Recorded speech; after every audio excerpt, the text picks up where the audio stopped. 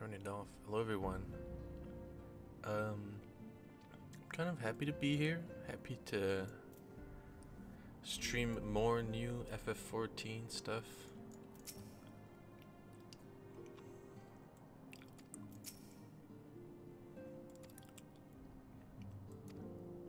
This is supposed to be the thing that leads us into the expansion, which is still six little bit less than 6 months away, right? So doing this main story quest, I'm not too sure what we're gonna do. It feels like there's gonna be a lot of cutscenes. We might see Xenos picking up the scythe, right? Becomes a reaper. Maybe he becomes just maybe he just picks up a cool scythe. He was like, damn, that's cool looking. Maybe Alphino becomes a sage. Where does he become being a sage? Maybe you're gonna have to go to Charlatan first in the expansion before he becomes one, right? Why do we go to Tavernair? Why do blah blah blah blah blah blah blah, right? Okay, so we're just gonna go for now.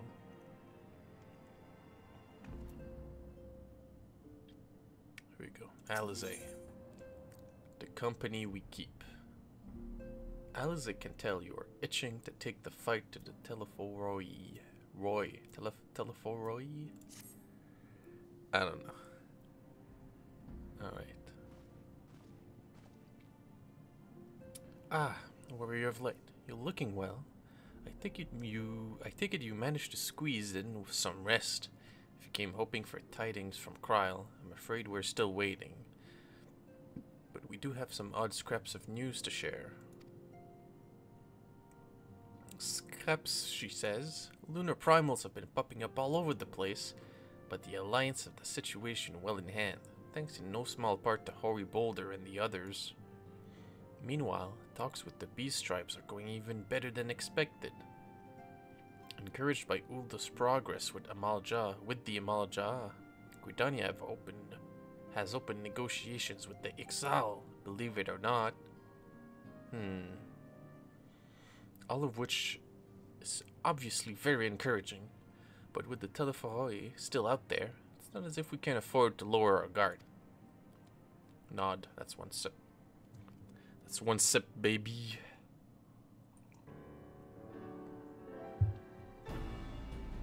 Okay, we'll get some talking.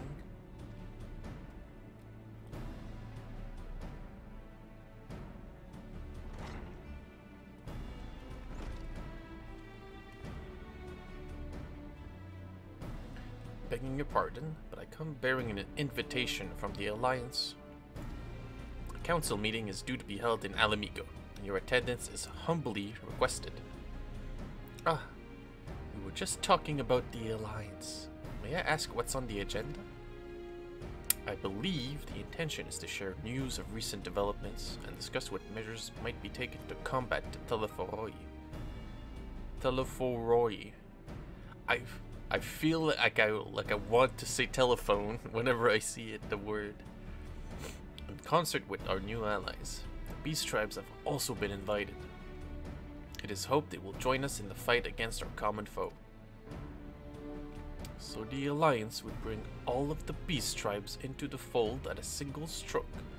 An ambitious plan, given the delicacy of the negotiations, but mayhap an expedient one considering the threat we face. Indeed, my lady. As for their part, I am told the Beast Tribes have agreed to attend. If the Science too are present, all of Eorzea will be represented.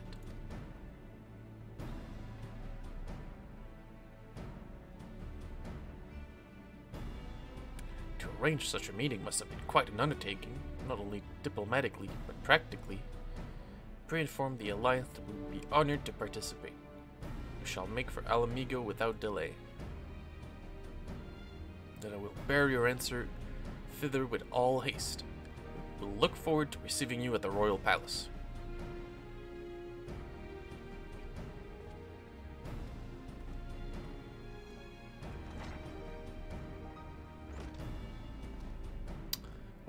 Not that we've accepted the invitation. Who exactly is going to attend? I move that you and Y'shtola lead our contingent. Given how long you have worked to end summoning, it is only right that you be present for what promises to be a historic moment. I think we've all played our part in that little endeavor, don't you? No, that's another sip. That's 2 sips. All present may rightly claim a seat. I do quite agree. But by your leave, I believe I shall remain here and lend what assistance I can to the coordination of our defensive efforts. I'm not coming either. Emmerich will be there. I'd rather not be interrogated. Estinia doesn't like the politics.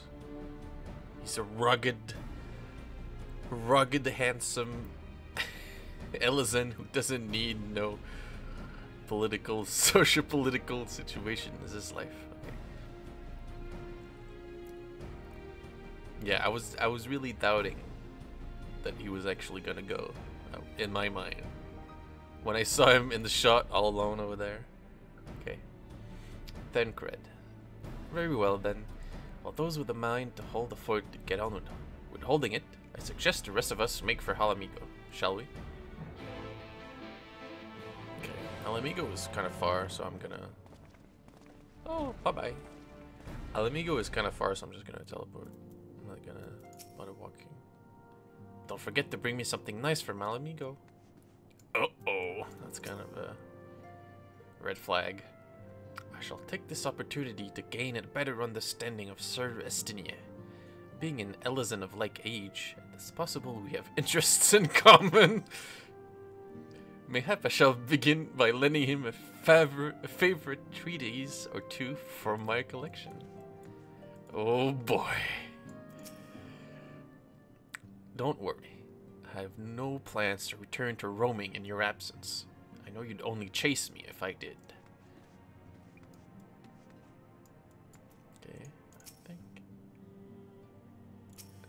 I don't think these guys got updated, so we're just gonna go over there.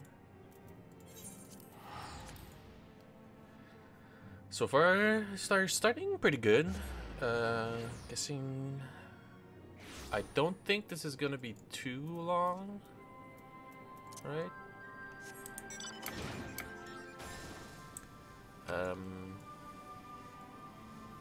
I'm guessing there's gonna be 1 or 2 sets of long cutscenes, maybe 3. You really want more and more cutscenes and more cutscenes. Oh, there's Grahat. What? Okay, I was supposed to talk to someone before. Talk to Alf, you know. Even with the swift intervention of the Immortal Flames, all too many lost their lives at Pagaltan. Still, closer cooperation between our peoples would be required if we are to thwart the plans of the Teleforoi. Honestly, the look on your face, you get to bear witness to another historic moment by any chance? Okay. Ha! I suppose I am, and the fact that our cure for tempering made it possible only heightens my anticipation. Your Stoller. Like the city-states, every beast tribe has its factions, each with their own agenda, making peace a complex proposition. But if the Alliance can come to an understanding with their leaders, it will be for them to resolve internal politics. The Amalja cannot be the only tribe to have been targeted by the Teleforoi. None of them will have taken kindly to having their people enslaved, nor their gods turned against them. Let's talk to the guard. He's gonna lead us into a cutscene, I'm guessing. While some few guests have yet to arrive, the Alliance leaders are all present. Shall I show you in? Oh, wait. If it's voiced, I'm gonna turn my mic off and then maybe eat some pizza that I have on the side here. Oh boy.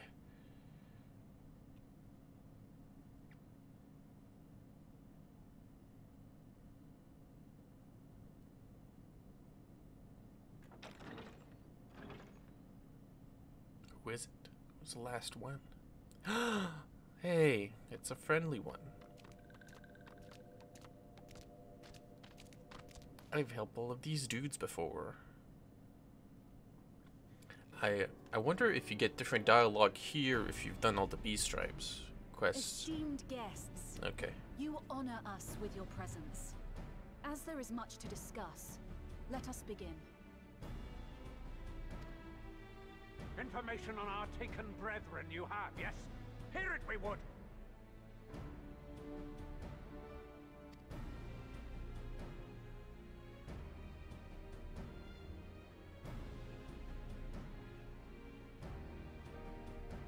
Ah! Beyond forgiveness these featherless ones are! With rivers of blood shall they pay! Freed our people must be! We too would see your kin liberated, but ere we attempt their rescue, we must first find a means to negate the risk of tempering. Without that, we will be unable even to approach the towers, let alone contend with their defenders. If all else fails, I've always found cannonballs quite effective.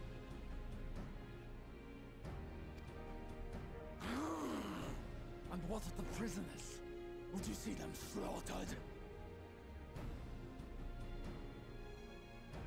Think for a moment. Ponder, consider, think. If Merlwyb truly intended to bombard the towers, she would have done so by now. Remember, we came here to find a solution together, did we not?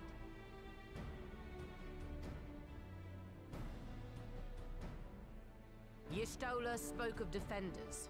I but offered a means to clear a path, should you require it. Given the enemy's capabilities, we will all need to play our part if we are to have any chance of success. For if any here should give less than their best, it will be to the cost of every living being on this star. So dramatic. A paragon. The Empire. Our very gods. How can we hope to prevail against such odds? That our foe is formidable, none would deny. But our strengths are many and varied. In this chamber, I see masters of strategy, masters of magic, masters of the land, the air, and the sea. And together, there is nothing in creation we cannot overcome.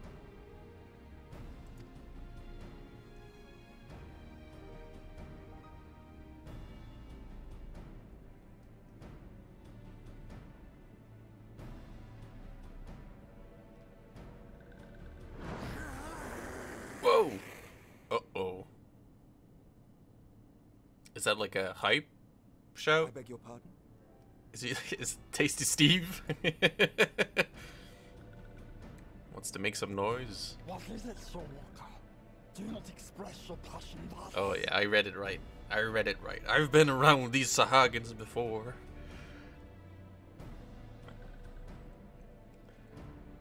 I wanted to say something. Okay, so there's a thing about this cutscene that's really weird, is that everyone has like the same sitting,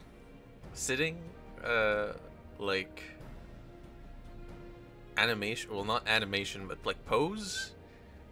So that kind of takes away from the fact that there's like 12. Perhaps. Suffice it to say, I am proud to be counted amongst Eorzea's finest. We Sahagin will play our part. Because you have like Elizans and Highlanders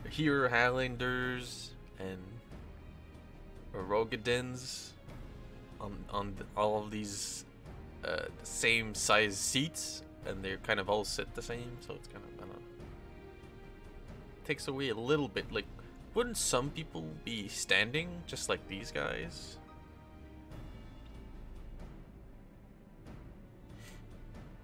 They would like pound the desk, and I don't know, maybe that's like a little too much work. Also, this is the first time I think we've had some of voiced Sahagins in like a really long while, or rather, it's more rare than other races. And they had like an interesting article about the fact that they added the, you know, S type of accent, because in Japanese they have kind of like the Japanese thing where they have like unique suffixes and prefixes to the words, and it can't really translate the Gozaru or whatever. The Gozaru always is the best one. I don't know why ninjas would have something that would make them stand out as ninjas. That would be the greatest. We kobolds have not forgotten the crimes the Overdwellers committed against us in the past. But today we look to the future as allies united in purpose.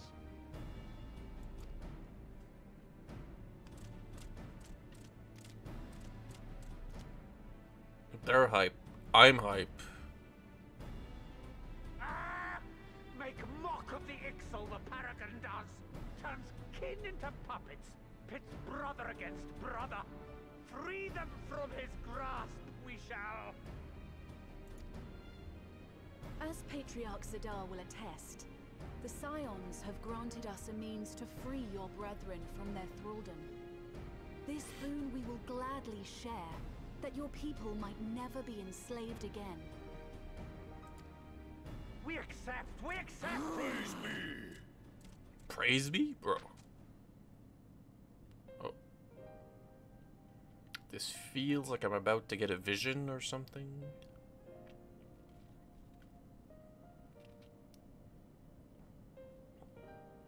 No? Okay. It's taken a while, but I do believe we might be one step closer to a world without primals.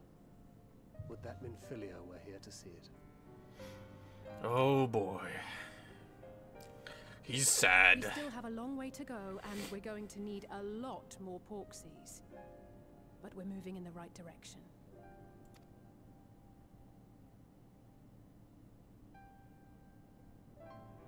If I may have your attention, there is one other point I would like to raise.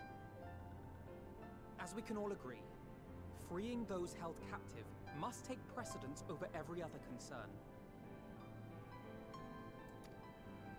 But experience has taught us that none save those with the capacity to resist tempering can hope to enter the towers unscathed. And even once inside, a still greater threat may yet await them, that which we call a primal. Needless to say, if we are to succeed, engaging with such foes can only ever be considered a last resort. And so I move that we seek to prevent them from being summoned in the first place. Yes! Both prayer and ether are needed for the ritual. Should either one be denied, the summoning would fail. Indeed. And so we must endeavor to discover the source of the ether on which the process depends. Do so, and it may present a way to halt the summonings, or perhaps even neutralize the towers entirely. A promising proposal. While you are conducting your investigations, however, we will need to remain vigilant, lest the Telophoroi commit further abductions and summon primals ere we have the means to prevent them.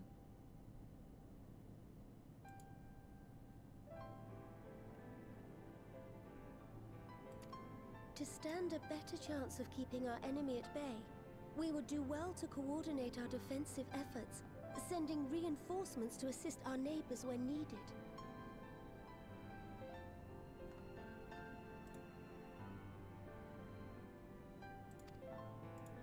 We Amalja would have been overwhelmed were it not for our newfound allies. But say the word, and we shall come.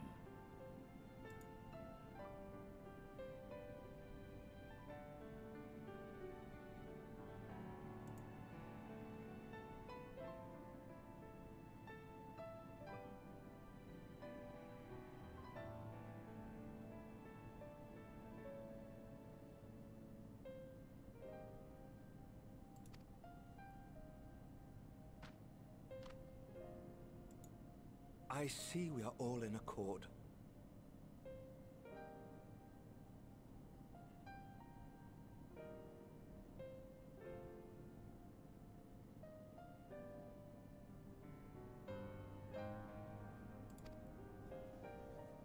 But what are we to call this proud fellowship of ours? I submit that the honor of naming it should go to the scion whose brave efforts have done so much to unite Eorzea. What say you, my friend?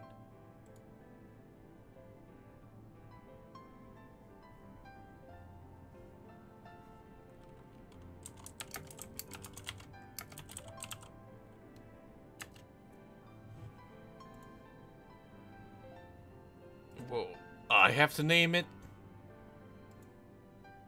The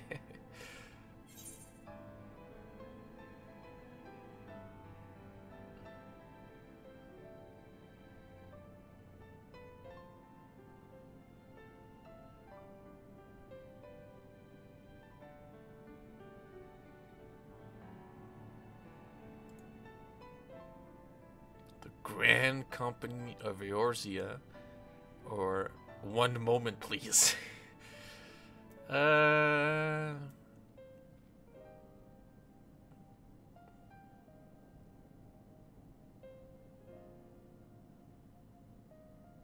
don't know. I feel like my character wouldn't want to be the one that would name it. But I'm not too sure about choosing this one. I guess I'll just have to go with what I think of in the moment, right?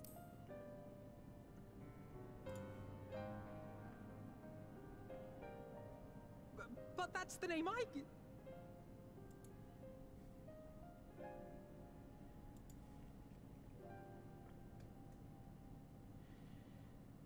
Oh, what? Alphino. Fine choice, for there is none here who does not love Eorzea. Aye, in that we shall ever be united. Idiot Alphino, bro. United in our gratitude for the realm that gave us life.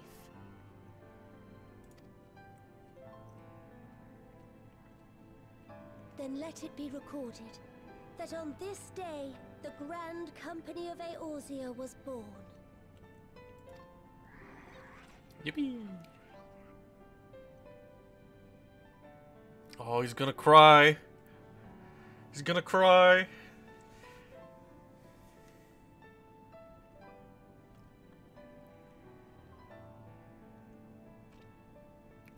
How long have we dreamed of this moment?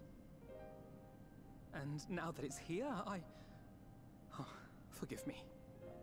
Might we speak outside? Sure.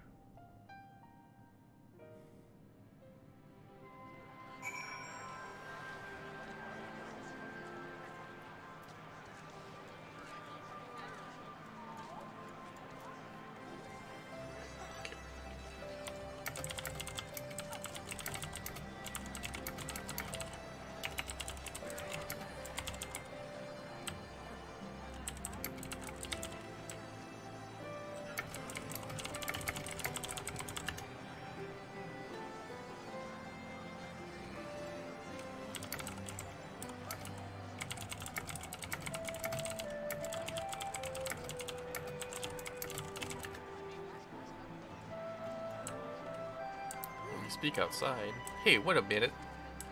These NPCs are set up the same way as when we came in. That's kind of weird. What a coincidence.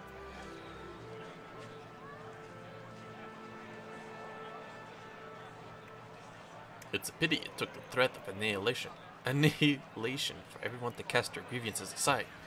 But better late than never, I suppose. Forgive me for observing, but Alphino seems less than jubilant. Might his thoughts still be occupied by the fate of poor Arwenbald? Nope.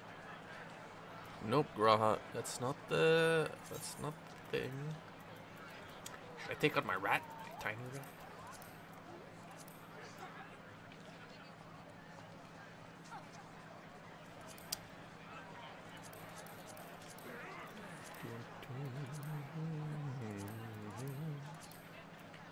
Let's take out the Midgar Summer.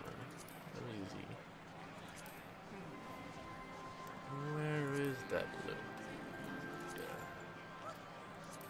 That little doodad. That's not it.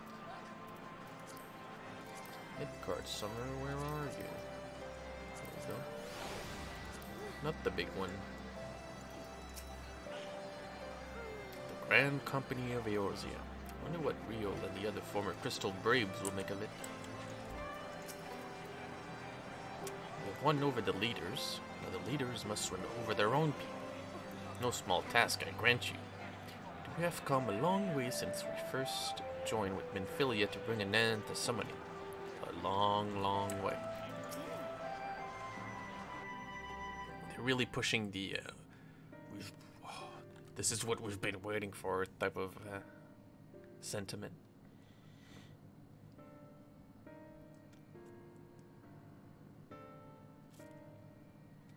Well, now that we are out of earshot of the other delegates, I hope you will forgive me if I speak my mind. Let me begin by saying that I have dreamed of this day since the moment I first set foot upon these shores, and I was as heartened as anyone to see the people of Eorzea, the peoples of Eorzea pledge their solidarity. Yet even as they uttered their declarations, all I could think about was the conflict to come, the sacrifices that would be made and the lives lost. Inevitabilities that I still struggle to accept. Inevitabilities. But at least now there is hope. The formation of the Grand Company of Eorzea is the first step. The first of many. Many and more.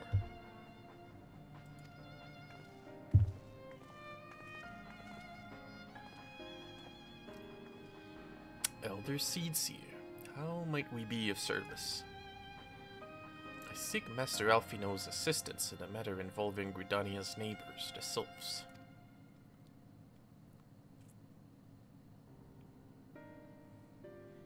I know that you and yours have long kept the weather eye upon the Crystal Thread, the better to predict the coming of primals, but so you will be familiar with the Sylphs of the Ashcrown Consortium.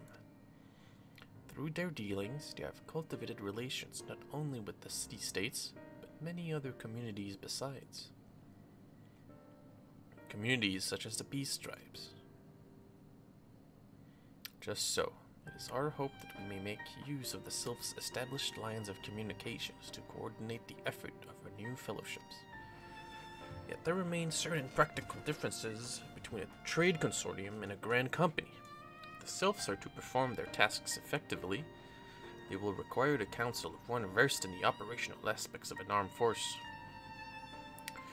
An armed force founded with the self-same goal in mind, no less.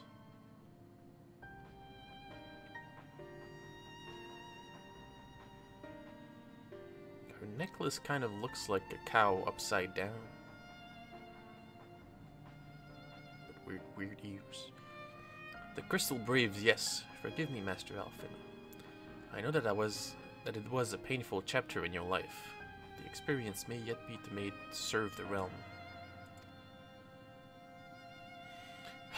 In my hubris, I plotted the course for the Crystal Braves which stretched far beyond the Order's initial conception, one intended to pave the way for the founding of what I intended to call the Grand Company of Eorzea. But my plans all came to naught. Built upon a frail foundation of lofty ideals, the Order was doomed from the first to collapse under the weight of more worldly interests, and I have no wish to see this new endeavor suffer the same fate. Mayhap I ask too much of you? Not at all. You may count upon my assistance for what little it is worth. By your leave, I shall prepare a report, including a list of recommendations drawing on the lessons I learned from the failures of the Crystal Braves. You have my gratitude, Master Alfino, and my trust. When your report is ready, pray share it directly with the Sylphs. With your guidance and the earnest efforts of every goodly soul gathered here this day, I have no doubt but that our fellowship shall emerge from the shadow of the Telephoroi and flourish. Until next we meet, my friends.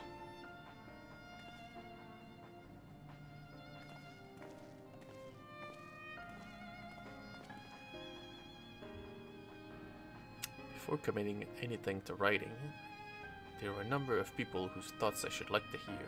Former Braves, you understand. Might you join me in seeking them out?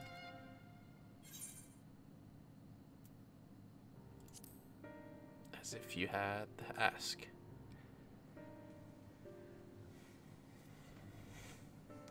Thank you. As someone who witnessed the Order's rise and fall, yours would be a reassuring presence. I'll join you. If you're planning to canvass the opinions of your former comrades, it will be a lot quicker if we share the task of questioning them. Then Mahap Graha can lend a hand as well.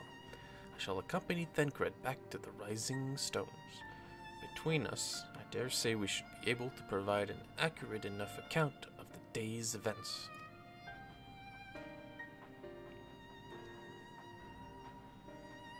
You should be glad of your company, Graha. I shall explain the details on the way.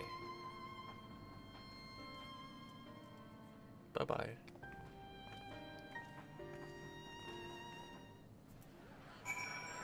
Huh. Okay. I take it we will soon be paying the Sylphs a visit. How fascinating it will be to speak with them in person. By gathered conversation can prove rather challenging. It would not be easy to revisit the past, but sometimes one must look back to see the way forward. What's the plan, brother mine? Before discussing the task at hand, I should probably admit that the report I proposed is largely written. Not long after that fateful day in Ulda, I painted a detailed account of the organization's history, from the events that led to its inception to the failings that brought about its demise. This I did primarily as a means of taking some semblance of responsibility. Never did I imagine that it might later be referred to by those seeking to form a similar organization. And while I made every attempt to be objective, the account was mine alone, with events viewed from my singular perspective. For it to be of use, however, it must be brought into encompass the viewpoints of all involved. Only then can it answer what seemed to be the crucial question. Namely, why, after the Crystal Brave disbanded, did some members choose to remain with us while others did not? I see. You think the answers will tell us something about the nature of the ties that binds our new grand company together. With this knowledge might help us to prevent it from falling apart when those bonds are inevitably tested. That is my hope, yes. But the questions that I would ask are uncomfortable to some. As a former commander of the Crystal Braves, I doubt that those who have been in the cause would welcome my inquiries. Then Graha and Al will just have to try. Meanwhile, the two of you can talk to the ones who kept the faith.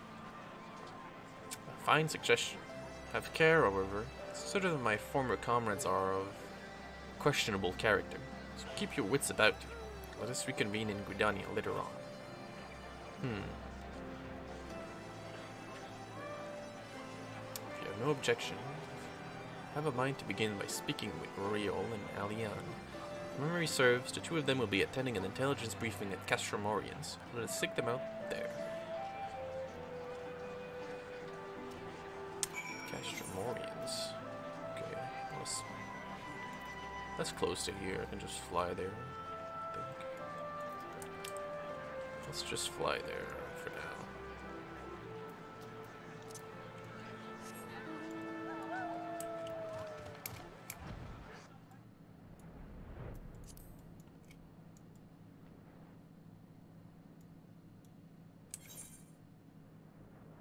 Turn off mount music?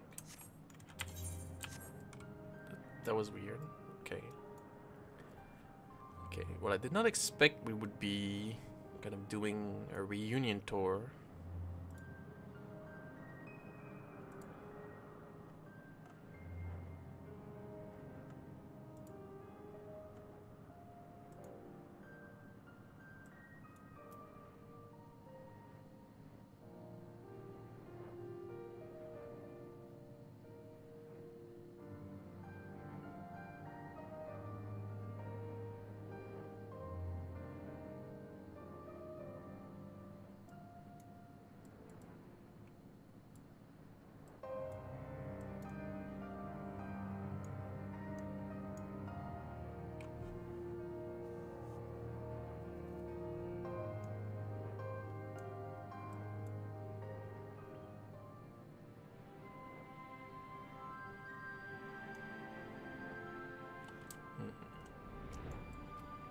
Viol is the one with the eye patch. I don't remember exactly who Alian is. Was Alian the Elezen that would hang out with the super old dude?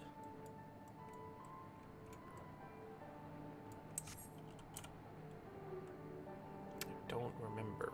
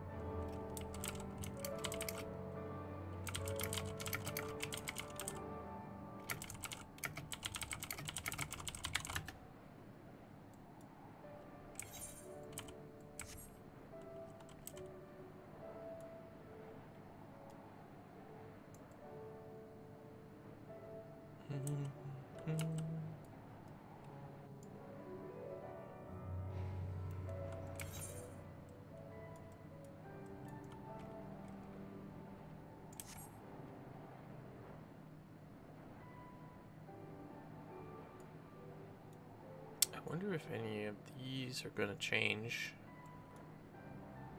when you go, because there's like a thing in WoW, I think, that it's like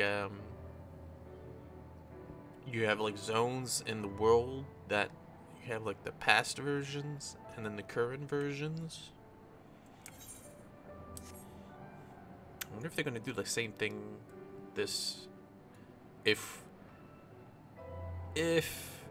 for like 6.1 there's gonna be like a time skip where we've cured people to tempering and stuff like that. So but it would be weird though to, like, if you wanted to do beast tribes, you'd have to go into the past to do them. I don't know. I guess if you want to tell a kind of continuous story like that, you do run into those types of problem in an open world setting. Well, quote unquote open world.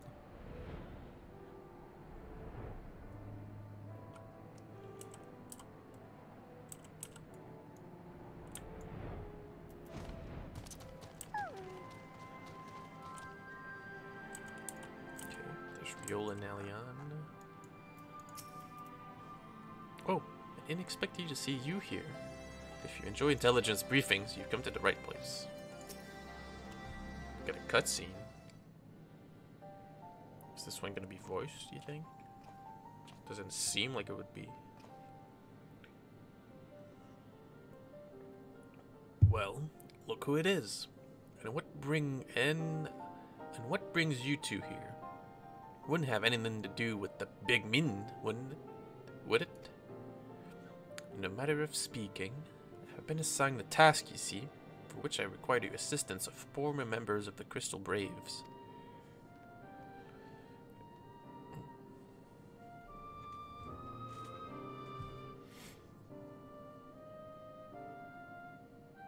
So you want to know why we decided to stick with the science, eh?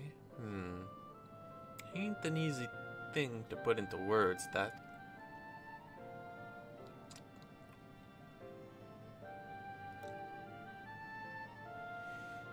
As I won't explain to the Warrior of Light, I spent a long time agonizing over my failure to alert you to the traitors in our midst. For my negligence, I was captured along with many others. We were powerless to prevent the tragedies that ensued. Not a day goes by that I do not think back to those fateful events. By joining the Scions, I hope to redeem myself. I will continue to serve the cause for as long as I am able. But that wasn't my only reason. When we were finally reunited at the Rising Stones, you refused to blame anyone but yourself for the fall of the Crystal Braves. And in spite of everything that had happened, everything you had suffered, you took us back without a moment's hesitation. We would not have blamed you had you turned us away. But when you gave us your trust instead. What else could we do but try to repay it? Nothing, that's what. As for my own tale, well, I always felt the science of something in common with my old crew. The duty of the strong is to protect the weak. That was our creed. Still strive to live by it to this day. But as time's gone on, I've learned that strength comes in many shapes and sizes. From hoary boulder to Mistress Tataru, we've all of us got something to offer. And not one of us is doing it for personal gain. Because we believe there's more as important thing than that. Things worth protecting. Which is what being a scion's all about.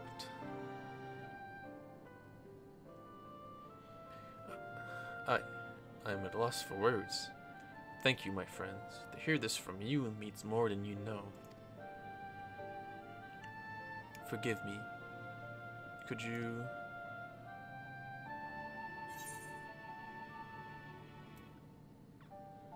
give us your thoughts on the Crystal Braves?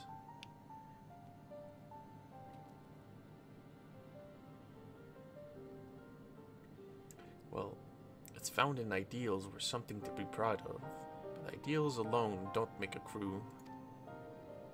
For every swab who signed up with good intentions, there was another who was only in it for the coin, the glory, or both. Ours was quite the sprit band. I will never forgive Ilberd. The fact that we have managed to function at all was thanks in large part to his efforts. Just a pity he was doing it all for the wrong reasons, eh? Only takes one bad apple, they say, and the Braves had a barrel full of them. Not like the Scions. We might look like a ragtag band of misfits, but deep down, we've got all that shared sense of purpose. And why? Because Tataru sifted out all the glory hunters before they made it through the door. I see. So while our ranks comprise of a diverse range of people, each with their own individual strengths, we are all united in purpose. Thank you, my friends. With your permission, I shall make a record of our discussion and refer to it when drafting my recommendations. Until we meet again.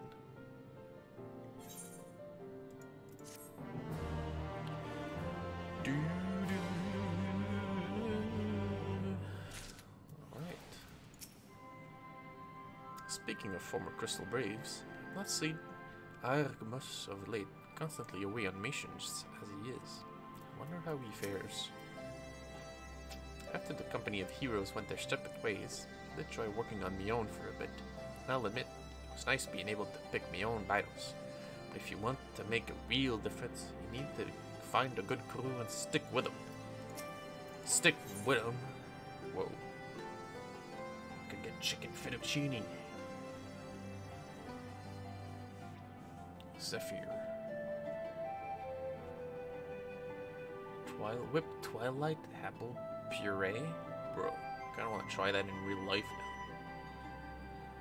Golden Pineapple Juice. Alfino is keen to hear what Alize and Grahati have learned from the Braves who turned their back on the cause. Well, I think we have taken up enough of our colleagues' time, and I am conscious that less life-affirming testimonies await. Let us make our way to Gridania and hear what the others have learned. These are the only two we're going to interview? Okay.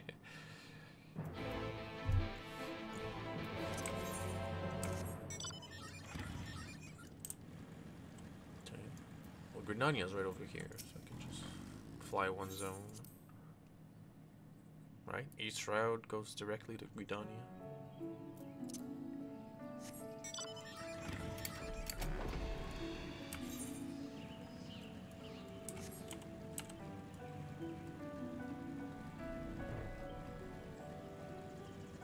Always weird flying over these instead of having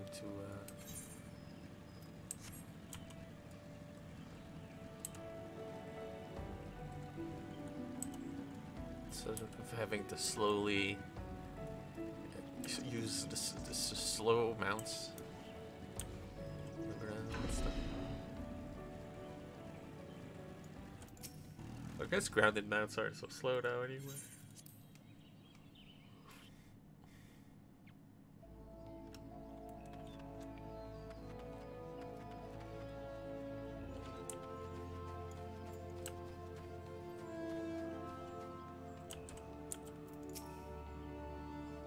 On the way here, I took the opportunity to write up my notes from our conversations with Alian and Riol. All that remains is to add Alize and Graha's findings, whatever they may be. When Alize sets her mind on something, there is no stopping her. And her mind was truly set on finding former Braves. For a while, I even feared what she might do to them. But in the event, she was admirably civil, for the most part. Thanks to Tataru's ever-dependable intelligence, we managed to track down a handful of former Braves without any great difficulty. Oh, I think I'm standing on the Lalafell? Whoops. Some were forthright, others less so. We heard enough to form a picture. I must warn you, Alfino, some of their comments were harsh. I can well imagine, but their opinions are no less vital to my report. I seek the unvarnished truth.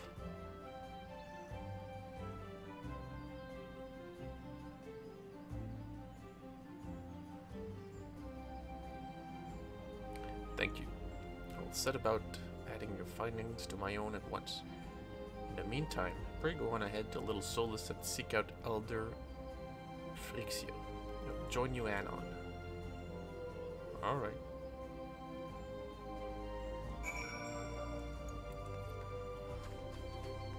Do I have to go right over there again? Oh my gosh.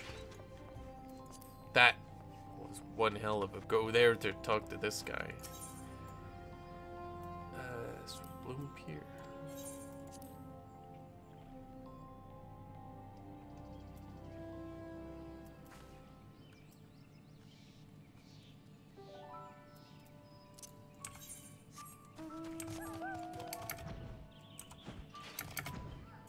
Try to get the all the Gwibbers now. I think they buffed all the drop rates. Maybe? Or rather, you can exchange totems for the mounts for all of them now. I didn't do the last two, so I'm gonna have to do them.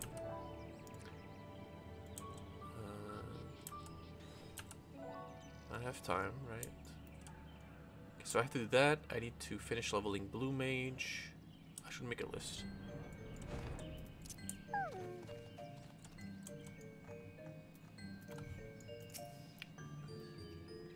Now that I think about it, of the four of us, only you and Alfino have any real experience in conversing with sylphs. Still, it can't be that hard. Though I had the honor of sharing a table with Elder Frixio and Alamigo, not have the opportunity to speak with him. Uh-oh. Graha is a mispronoun, whatever the word is. I do hope my studies have granted me a sufficient grasp of his people's customs. Wait, where's Alfino? Oh wait, yeah, he stayed behind. Whoops. Welcome, Brave One, friends of Brave One. How good it is to see walking ones again so soon after the meeting. Should this one perform the customary dance of greeting? It's been a while since we last spoke.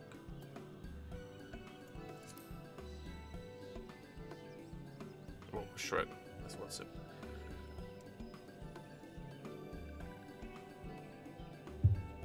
No, be at ease.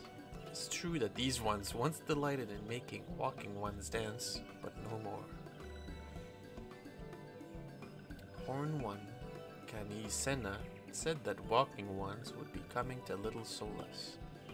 Imperial ones also invaded Sylphlands and abducted many of these ones, so these ones would be glad to bear messages between fighting friendly ones. This is heartening to hear, Elder. we will require all ones to work in unison to stop the Telephoroi.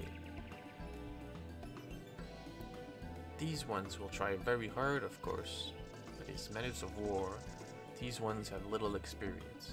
Any advice walking ones can provide would be most welcome. Oh, another pretty silver-haired one? In quite a hurry, it seems. Huh, Alphino. Alize, you must come quickly. Whatever's the matter, Alphino, don't tell me. You couldn't read my handwriting. What? No! A Twin-Adder officer accosted me as I was about to set out. Shalayan has sent an envoy who is due to arrive in Gridani at any moment. An envoy? Could it be that Kryla has managed to sway the Forum? We shall know soon enough, but there is more. The envoy has requested that the two of us attend the audience with the Elder Seedseer. Really? I can see why they might want science to be present, but us specifically? Wait. It isn't who I think it is. It is. I could scarcely believe it myself, but when I inquired as to the envoy's identity, I was told that it was one Fauchenot Leveilleur. Uh-oh. Your father? Well now, the fact that a serving member of the Forum had journeyed here would be surprise enough, but him? Quite. I glean from this that they are taking the matter seriously. That may be, but why him and not one of the other 98 Forum members? Unless he volunteered for it. It has been some time since you last saw your father, has it not? Could it be that he is concerned for your well-being? Perhaps, but he has always been reluctant to discuss his work with us. Indeed, and whenever we write to our parents, it's invariably our mother who replies. Nevertheless, I welcome the opportunity to meet with him after so long, even if it is secondary to his true purpose here. Elder Frixio, although that I am to cut our visit short, we must return to Gridani. Pray accept my apologies, along with my report. Doo-doo. Never mind. There will be time to talk later. This one won't keep walking ones for more urgent matters. Go. Misgendering, that's the word. The audience will be held at the Lotus Stand, where the Elder Seedseer awaits even now. Let us be on our way. A boat.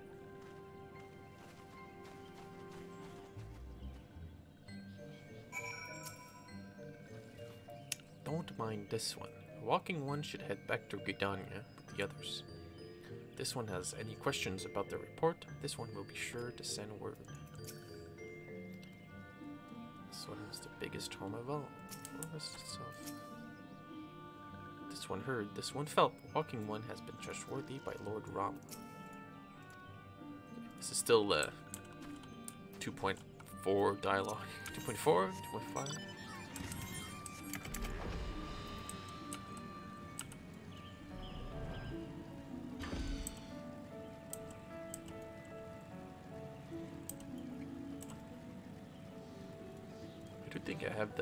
I do have the writing map for this, so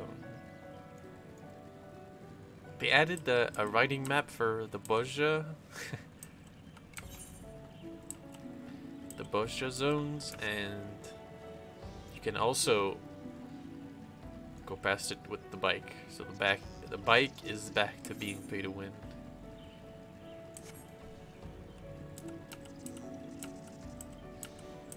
Save 10 minutes of farming clusters.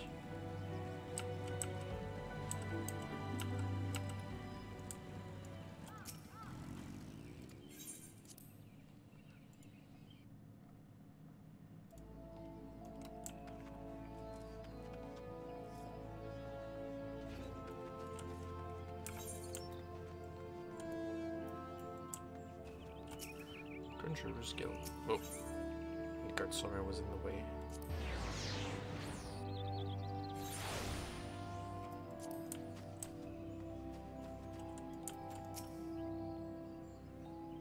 Welcome, Warrior of Light. Elder seats here and your friends are waiting within.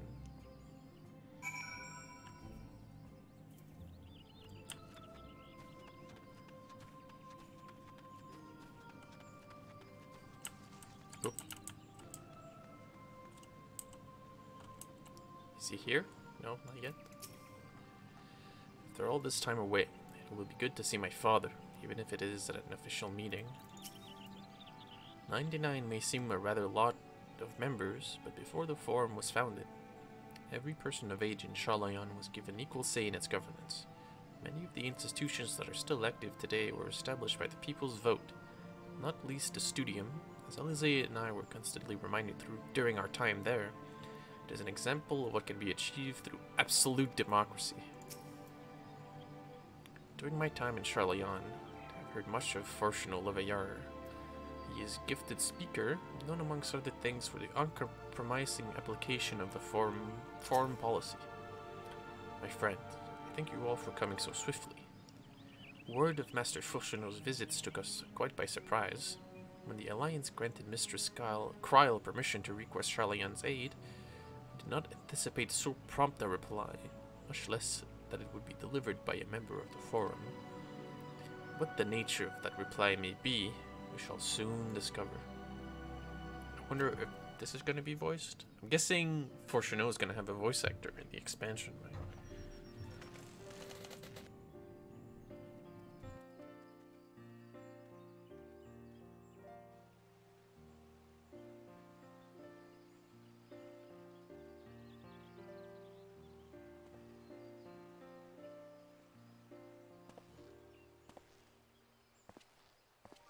Elder Seats here.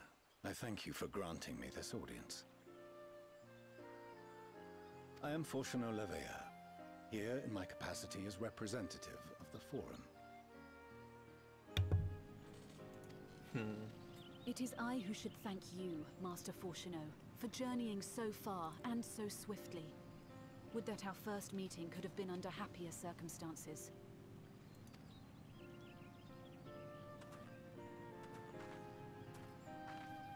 It has been too long, Father. You look well. Oh boy. As do you both. Ameliance will be glad to hear that you are taking care of yourselves. How is Mother? She misses you terribly, of course, but is otherwise a picture of health.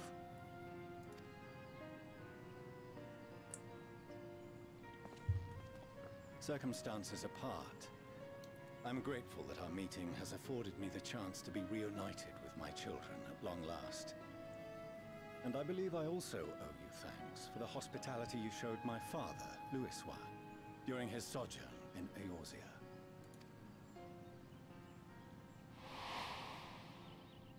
All thanks we owe to him. In the days prior to the 7th Umbral Calamity, it was your father's tireless efforts which granted us a means to vanquish the primals. Were it not for him, our strength would have been quite spent by the time the Empire arrived. That Gridania still stands is in large part his achievement. He was a great man.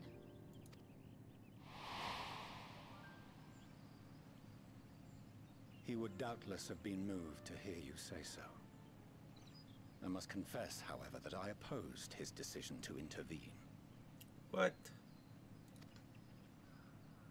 And my position remains unchanged.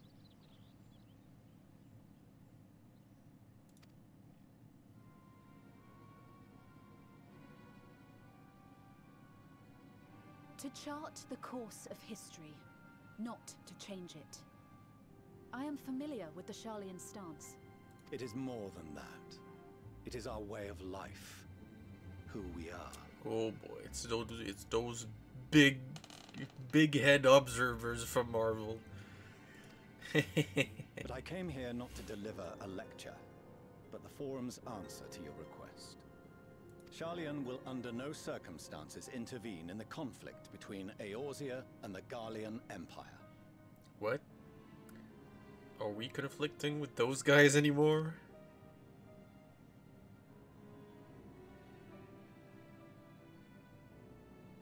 May I ask for what reason the Forum has come to this decision? The final days spell the end not only for Eorzea, but the entire world. The final days. Pray spare me your hyperbole. This conflict is no more than the latest in a series of petty squabbles between yourselves and Garlemald. One in which Sharlayan will take no part. If the final days were truly upon us, we would know. Oh boy, he's an idiot. Father, you must ask the Forum to reconsider. You may feel safe on your little island across the waves, but if you imagine the Telophoroi will leave you be, you are mistaken. They mean to kill us all, themselves included.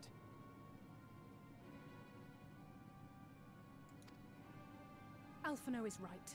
We have seen what the enemy is capable of, the lengths to which they'll go. This is no time to turn a blind eye. If Eorzea falls, so too will Sharlayan. So if you truly love our homeland, you will join us. Now, before it's too late.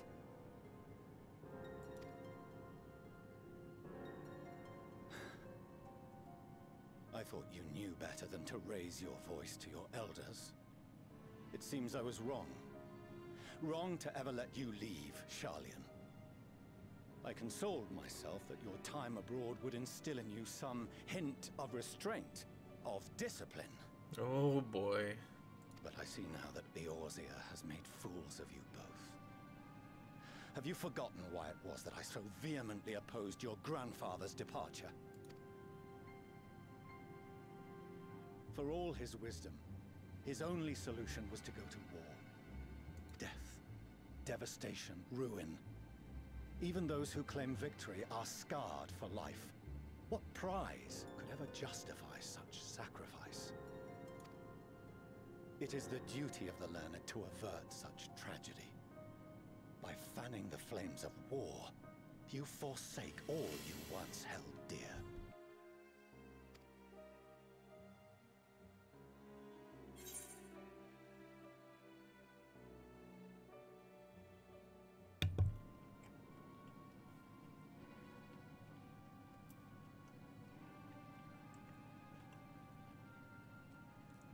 All of these are pretty good.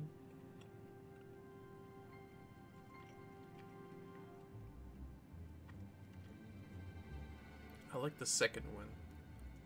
I'll do it for the second one. To ignore the plight of those one might conceivably save is not wisdom, it is indolence.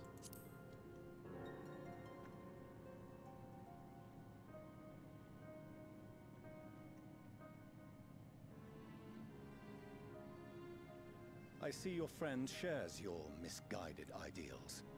But unlike her, you should know better. Oh, he doesn't have an answer to that. He doesn't know. I'm just misguided. By espousing such barbaric notions, you subvert the teachings of Sharlayan and place all we have worked for in jeopardy. Oh boy. Alphino, Alize, as of this moment, you shall no longer bear the name of Leveilleur. Jesus. Du Jésus Marie Joseph.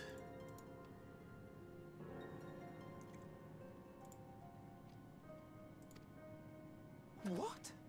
Father. How you choose to live your lives is no longer my concern. If you wish to walk the path of ruin, I will not stand in your way. Master Fortuneau, while Sharlayan may have no intention of intervening in this conflict, we can still part as friends. Will you not stay and speak with us, that we might learn of Sharlayan's hopes for the morrow? I have said what I came here to say. Any further discussion would be meaningless.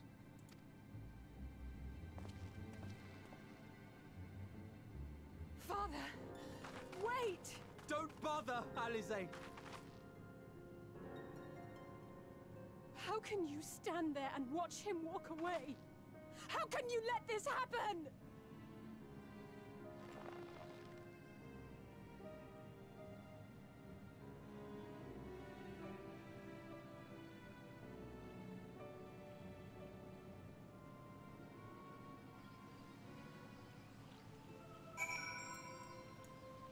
That was dramatic. Dramatic.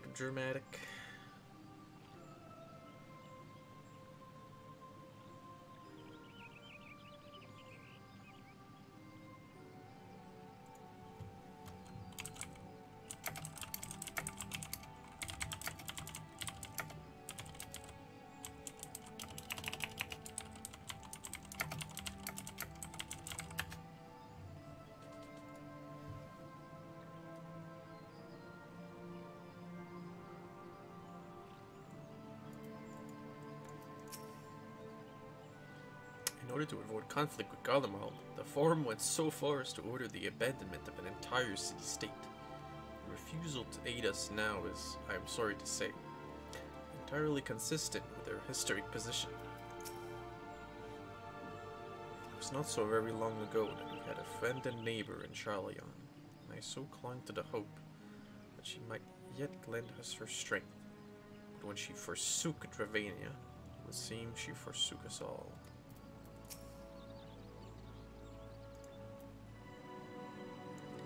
Is it we who walk the path of ruin? Time will tell.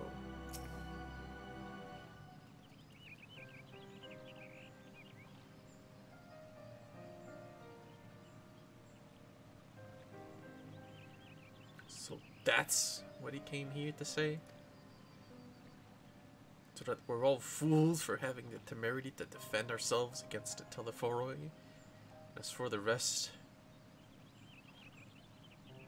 like it or not, this was the Forum's decision, to watch from afar while Eorzea burns.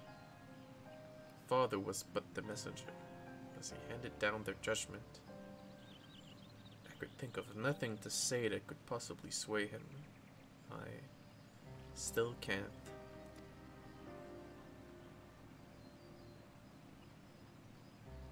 To have prolonged the discussion would have changed little. For it is not only Master Foshinos who must be persuaded, but the Forum as a whole. Their decision was made ere your father crossed the sea. Nor is it like to be changed, so we shall face the Telephoroi without their aid. Forgive me, but if they had no intention of helping us, then what would they go to the trouble of sending an envoy in the first place? What did they not simply keep their counsel, as they were wont to do?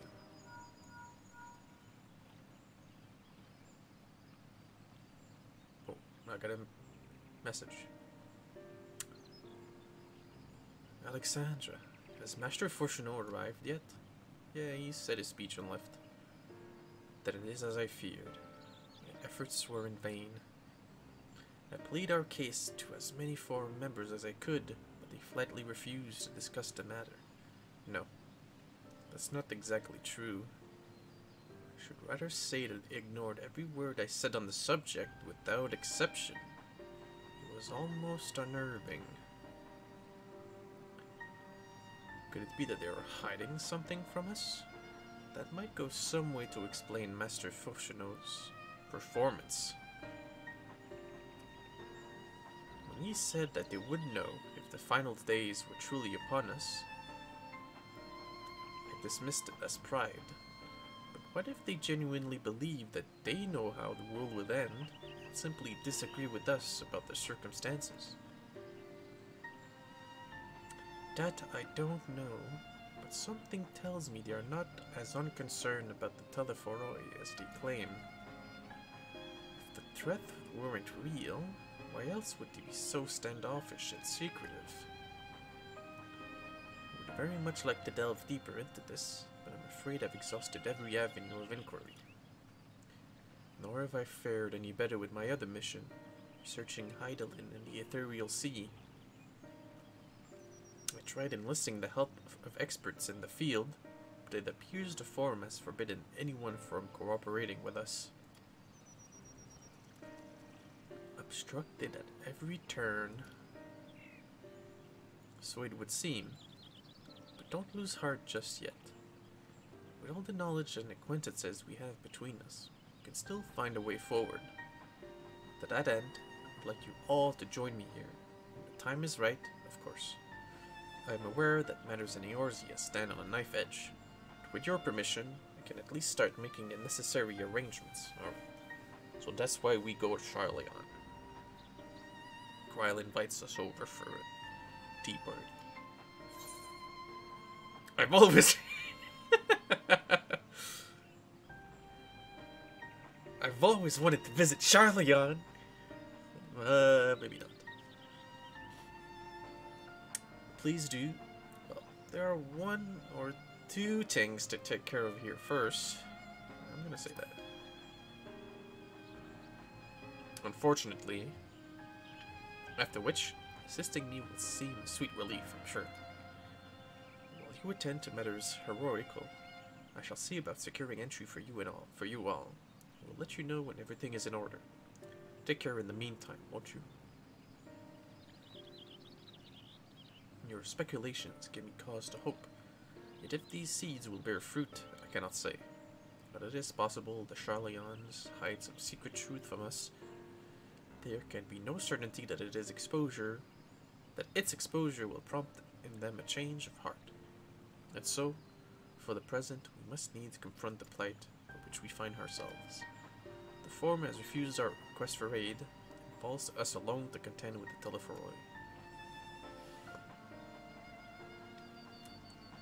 Even with all of Eorzea standing united, there is no guarantee we will prevail.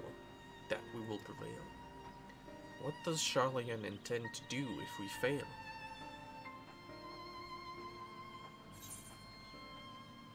Let's get some of these stuff here.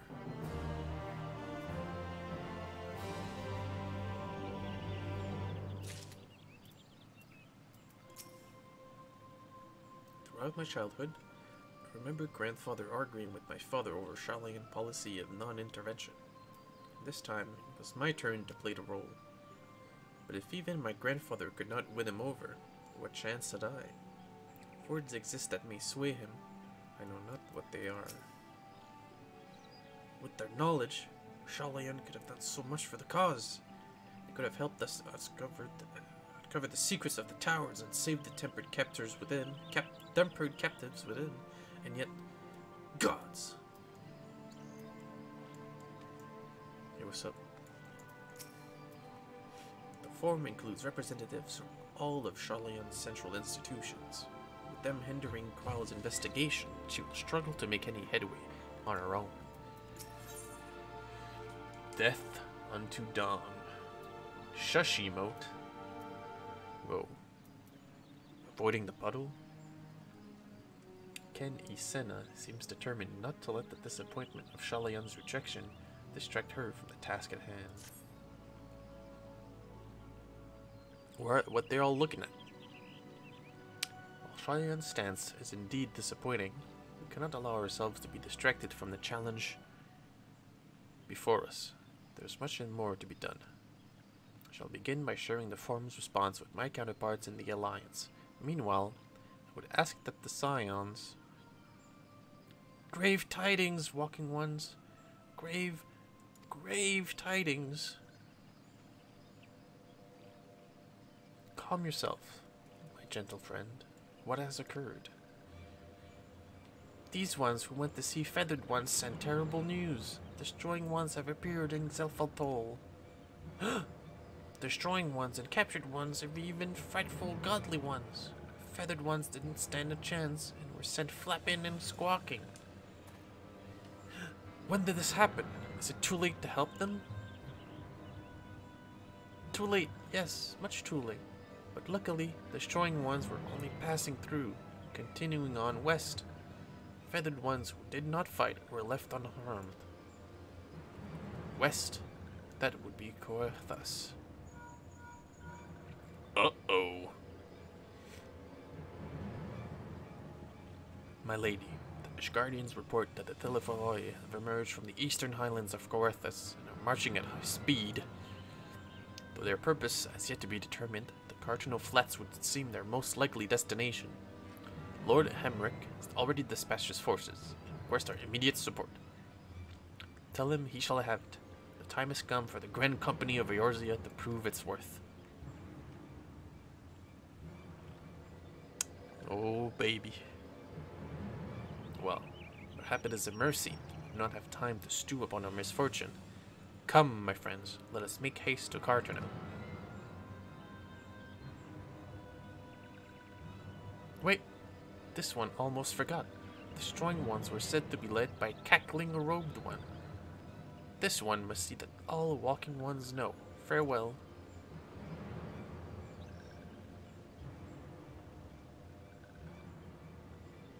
Van Daniel?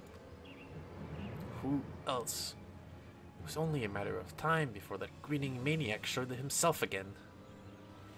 I shall have an airship ready to bear you to Cartano. Please see to your preparations and report to the landing with all haste. Alright. At once, my lady. Let us away. Nod. I haven't been nodding too much in this one.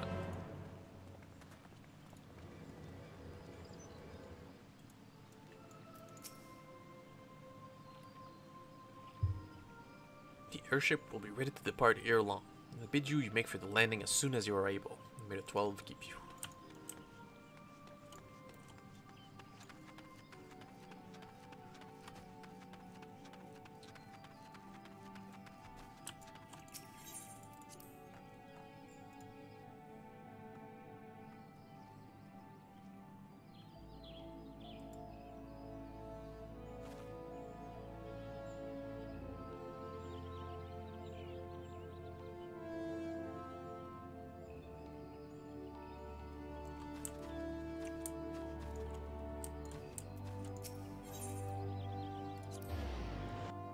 Gonna be like a fighting instance, you think? Whoa, what the?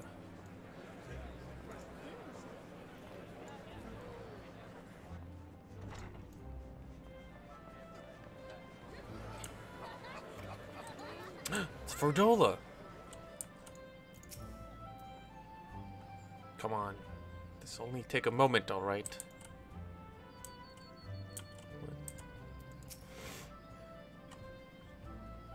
Seem Fordola here has come all the way to Gridania to find us. I've explained the situation, but she insists her business is urgent. Aye, and it will be over sooner if you shut up and come with me. What the? Is this one gonna be voiced, you think?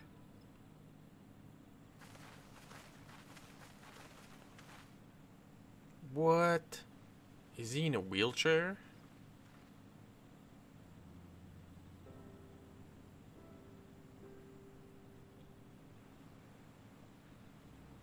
Arenvald! I can't tell you how good it is to see you. Oh, he can't reply. Can he? Oh, Alfino's about to realize it.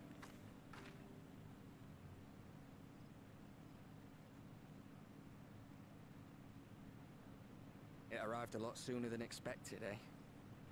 The day I craned my neck up at you. Oof. Oof. That's an oof line. Only because you're sitting down. Unless...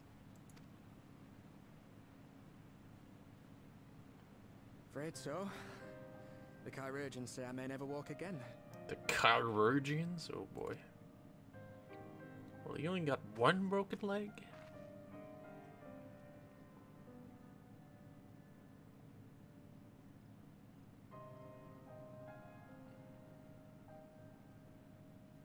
Come on, Alfino, it could be worse. Besides, I didn't come here to dampen the mood. Quite the opposite. That's true. He could be in a coma for 30 years or something. That would be worse. All I've ever wanted was to fight for a cause I believe in.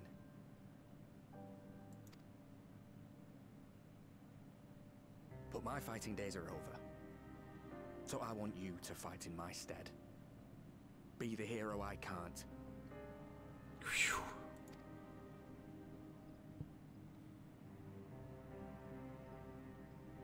I am no hero.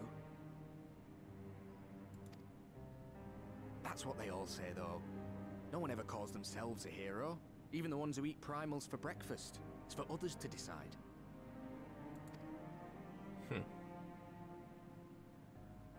Look, Alphino. You already are a hero. To me and countless others. We see you doing your damnedest to protect us all. And you're not alone, are you? There are people who believe in you, just as you believe in them.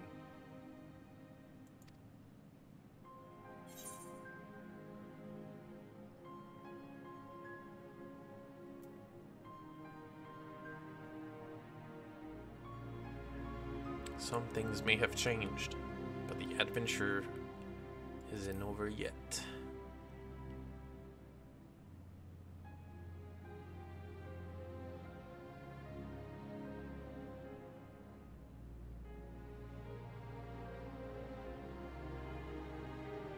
I know what's at stake, and how many people are depending on you. But I believe in you. Believe that you'll see it through.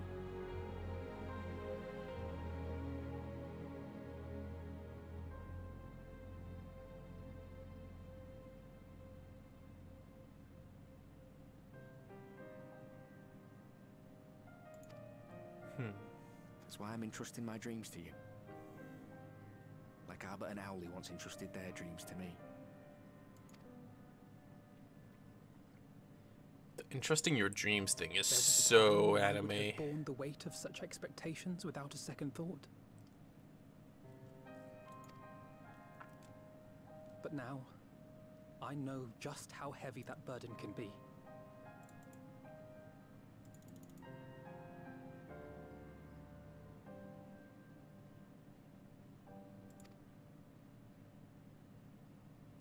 To tell the truth, I'm beginning to wonder if I chose the right path. Sacrifices will inevitably be made for the sake of the ideals I uphold.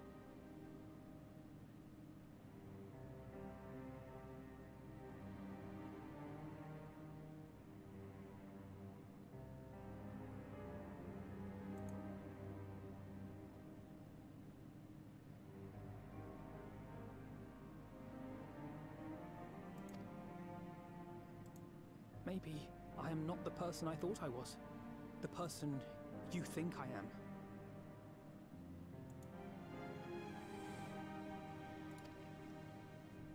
I wouldn't presume to tell you. But I will say this. In spite of everything, you've come this far.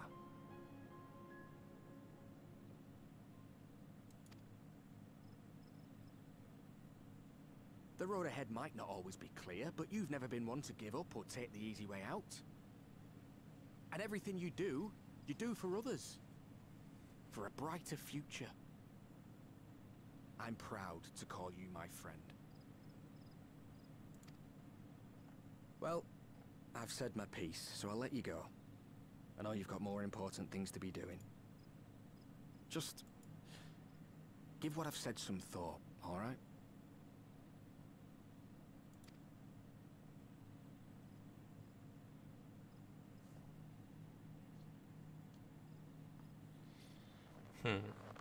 Clenching his fists again? Come on. I shall, my friend. And we will meet again soon, I promise.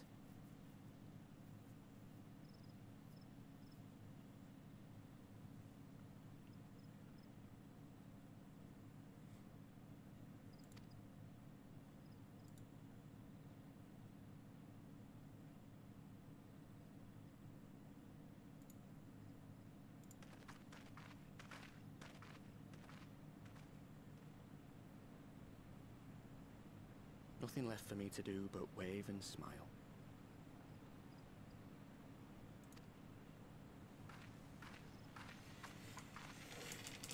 You've got a pretty narrow view of what it means to be a hero. Do you know that? Oh, Fordola, such a downer.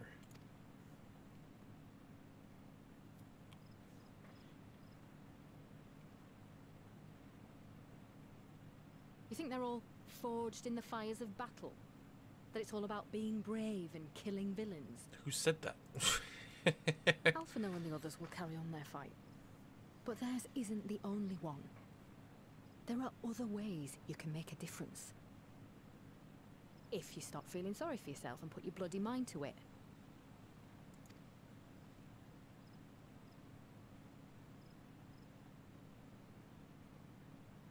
There's not much chance of me living the quiet life with you around, is there? If you're content to twiddle your thumbs thinking of what might have been, that's your lookout. Then I reckon you've got some fight left in you. And I reckon you might be right. If there's a way I can still help my friends, I'll bloody well find it.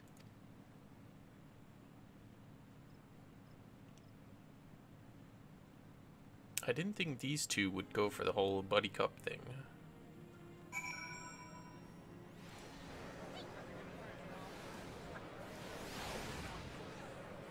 Okay, guessing that this is going to be a really long cutscene here. There's Alizé.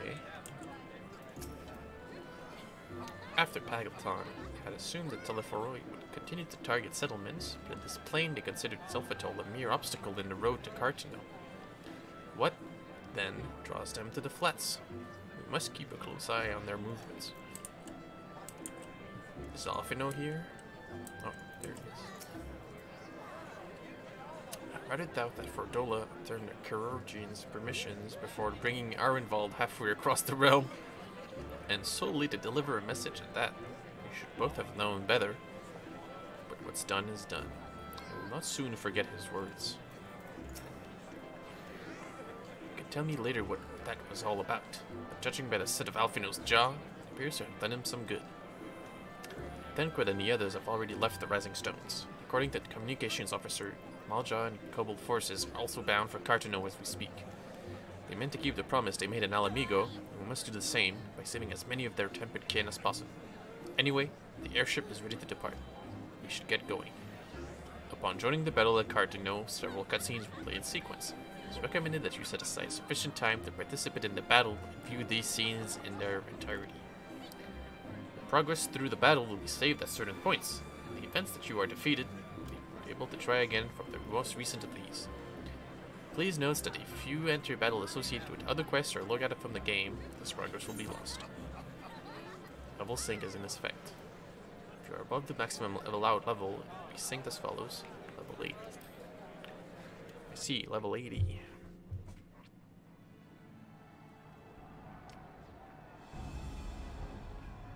I'm guessing these will be voiced too, maybe?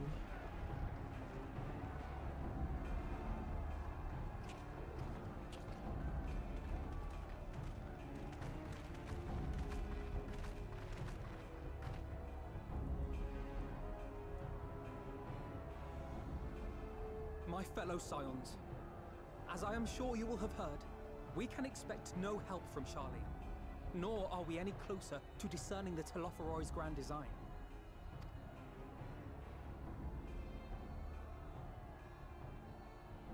And now, our adversary moves against us in unprecedented numbers, compelling us to answer in kind. The outlook, in short, is bleak.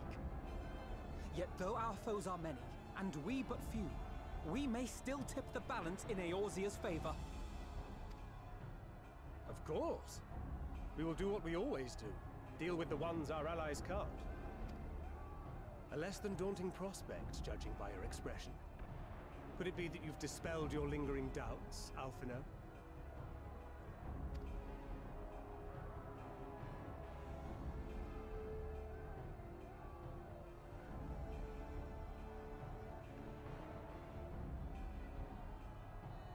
Oh, I doubt I ever will. But as my friends have kindly reminded me, I have come this far, and that must count for something.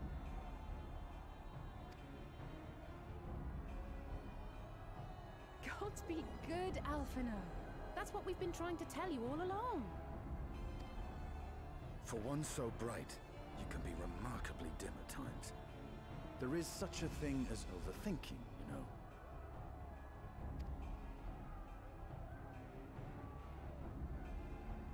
Might I suggest that we continue this conversation after the battle? It would appear that Telophoroi have already arrived. I'll do what I can to cure the Tempered, but they'll have to be incapacitated first. Estinia's such a bro, though. Have care, my friends, for none can say wherefore our foe did choose this fateful field to be our battleground. Whatever may transpire, pray grant him not the pleasure of deterring you.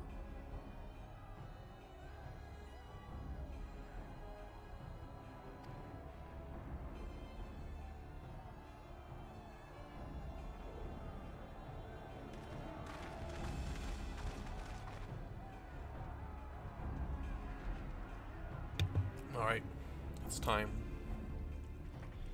The end of Shadowbringers.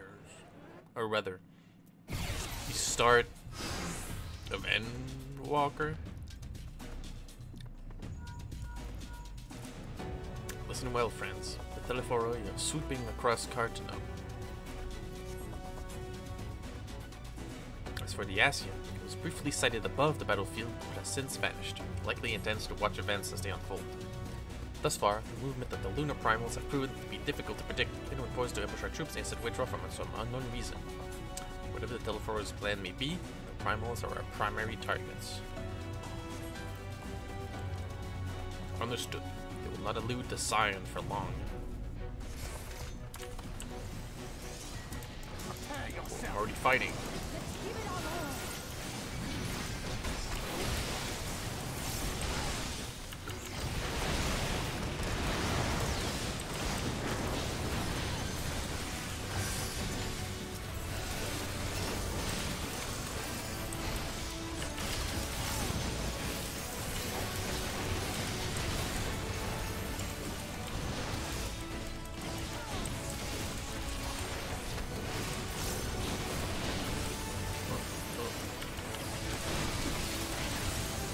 I had a lot of life, couldn't actually do too much damage to it. I kept defeating all of these sky armor and stuff. Whoa.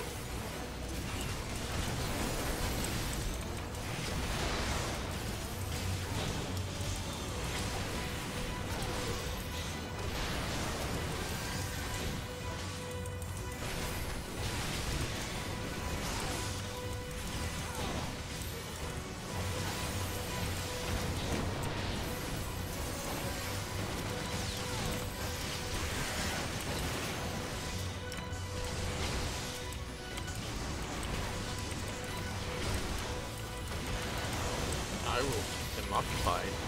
Whoa.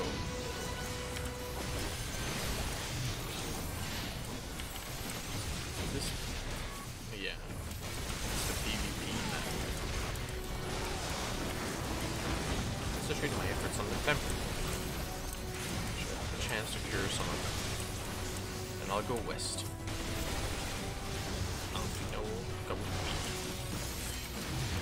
Locate the lunar farm. Go west, huh?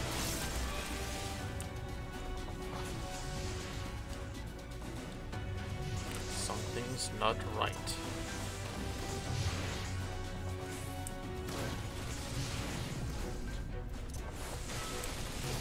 Oh, cutscene.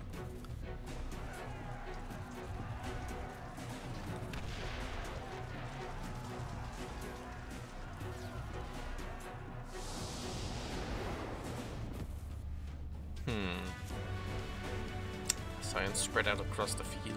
Alize and Graha took the fight to the Telophoroi. Whoa, am I gonna fight as Alize?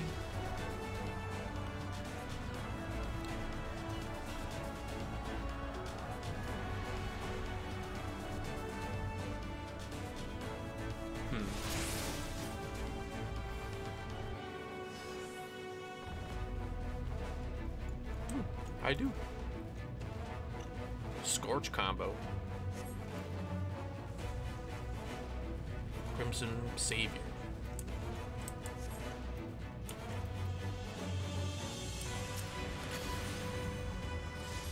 And my proxy friend, too.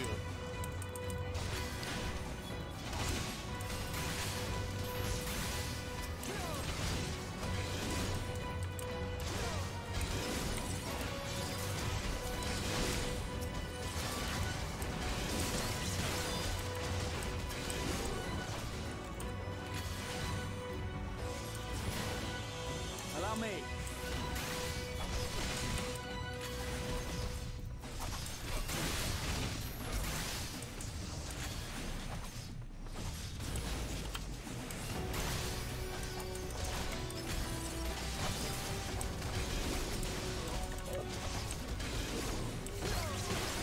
You get this move as a red mage in Walker.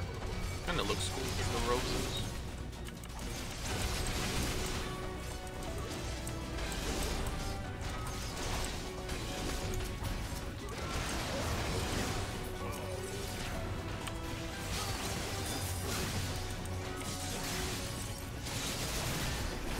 Just the beginning. Right behind you. Oh, she can do both? I thought she was gonna do Ver Holy and a Ver Flare.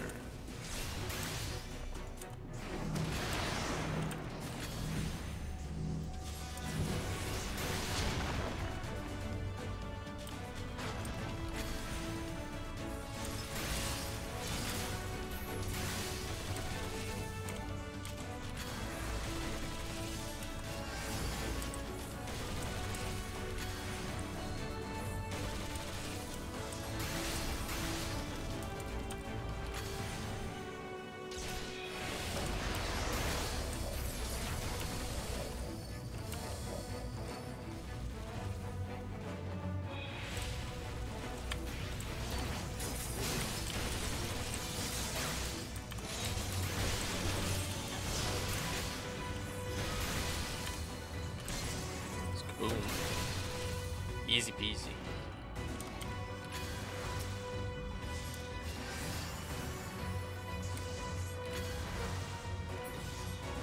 Let's take this opportunity to cure the tempered. Some tempered over there. Send Angelo to cure the tempered.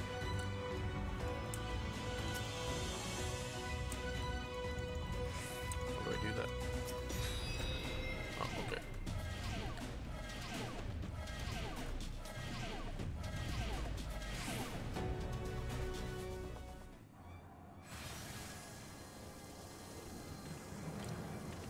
Go, Angelo.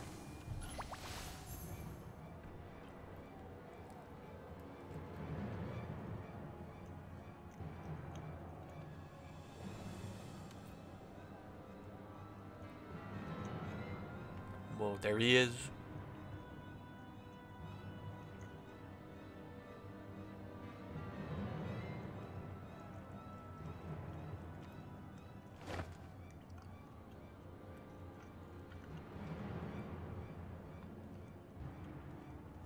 What's it gonna do?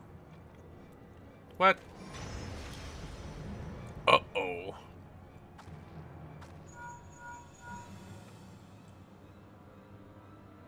Do you see that? The glyph? Yes. How worried should we be? Hey, wait a minute. How is Y'shtola seeing it?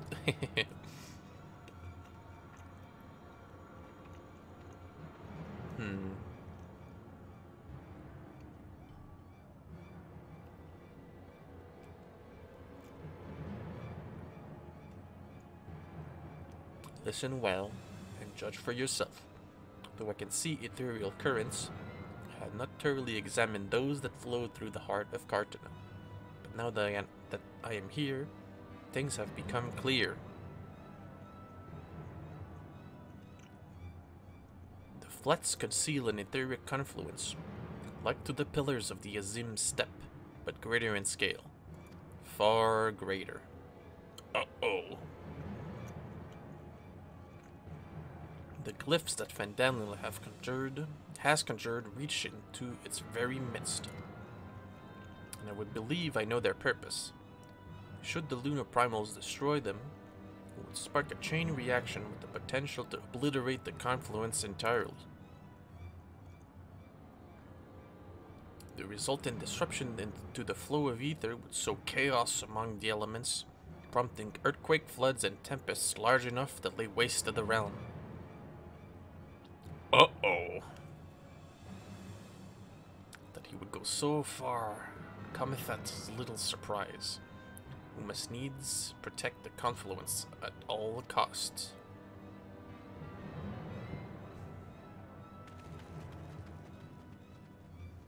Uh-oh.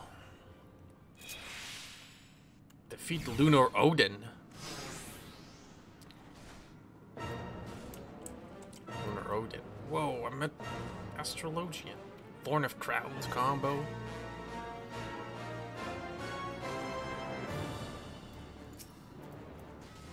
Malefic Scroll combo.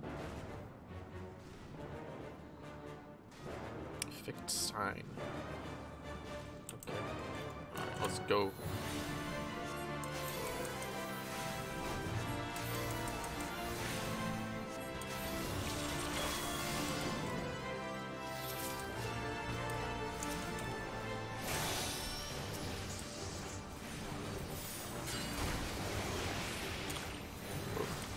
No, I do this.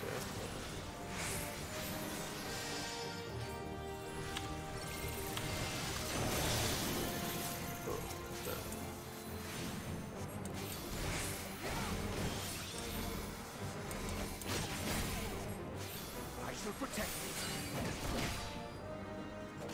I used it. What? I think that was good.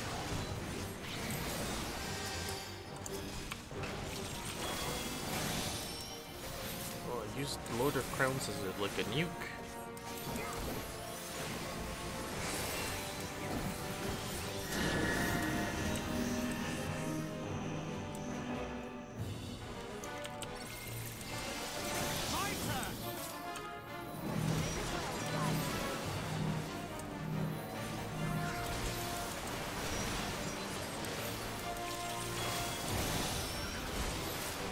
Oh, no, Tanker's gonna die.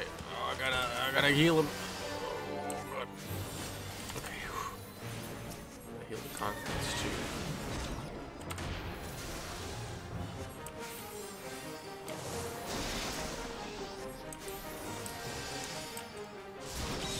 Whoa.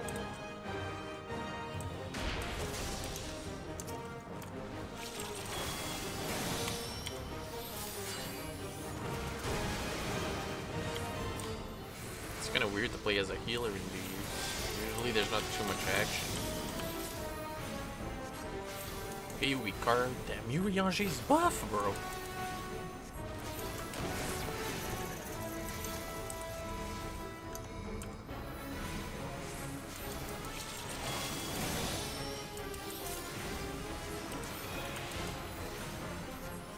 Away with you! That's what I'm trying to do, bro.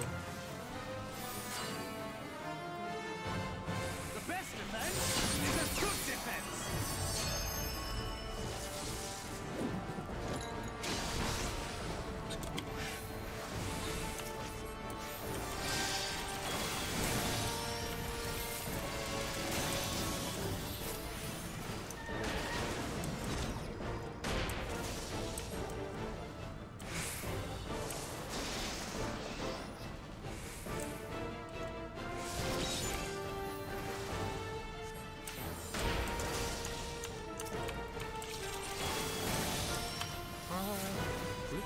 I'm really liking this fight.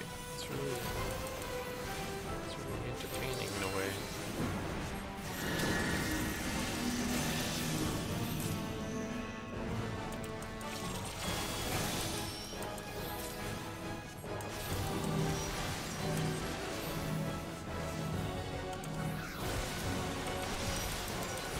Oh God! Oh, take crit! Move out of the way.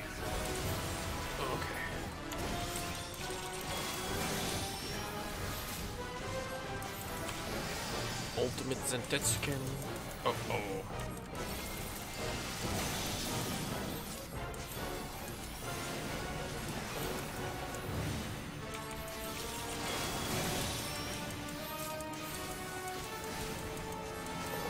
Kinda close. Oh, whew. Whew. They really well balanced that.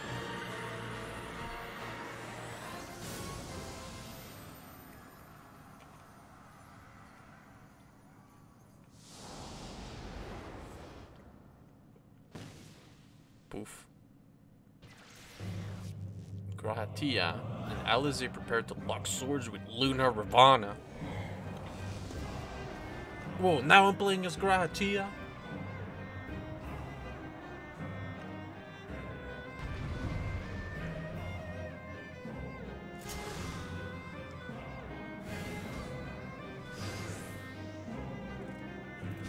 Whoa, I'm a black mage? Break. Blizzard. Foul combo. Let me hit him with the foul combo. Fart. Fart combos, bro.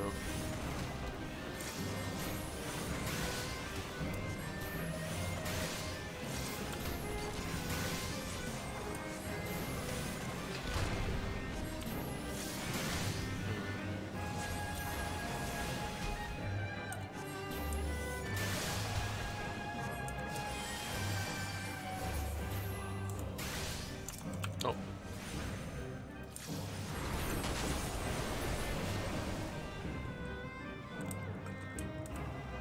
But there's so many.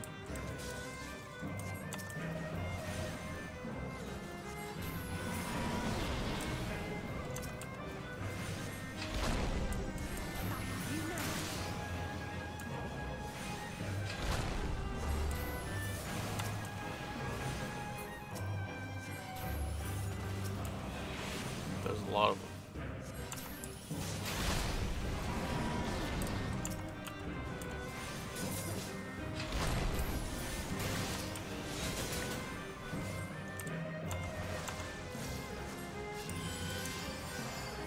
I have no man. Whoa! Whoa! Whoa! Whoa! I need to use Elegant Blizzard 4.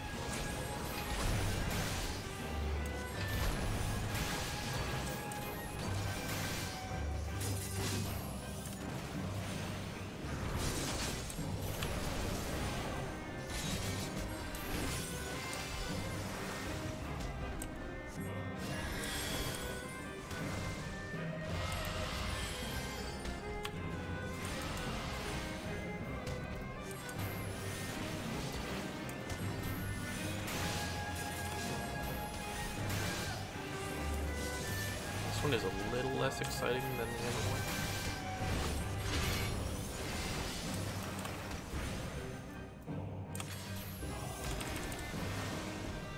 I gotta eat. Beef.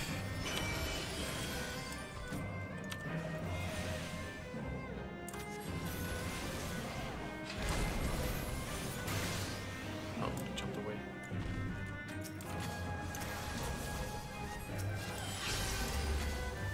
Shield.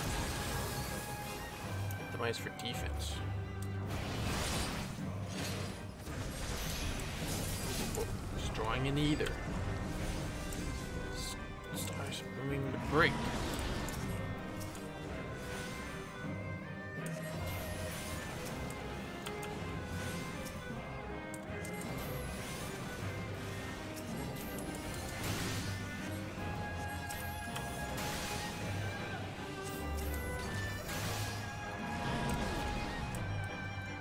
There's a lot of them.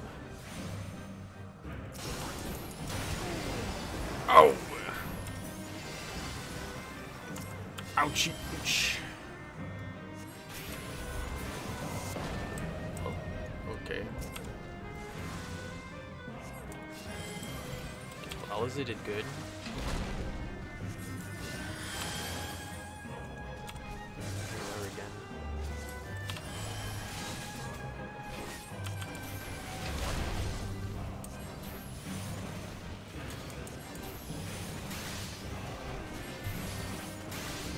Definitely feels like we're fighting kind of a losing battle.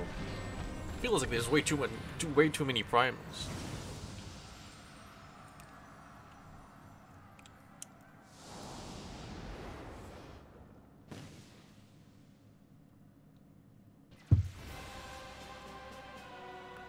Lunar Ifrith. I'm gonna fight as Estnie? No, okay. Whoa, I'm on the middle part.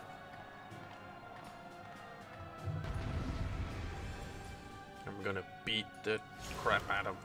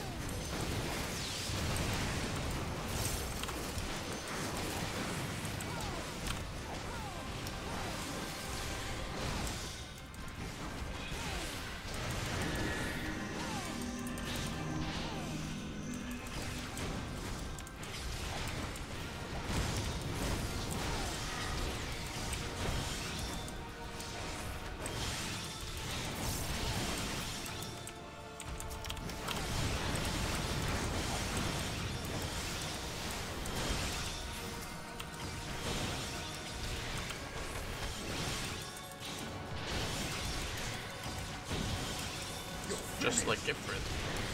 Remember Ifrit?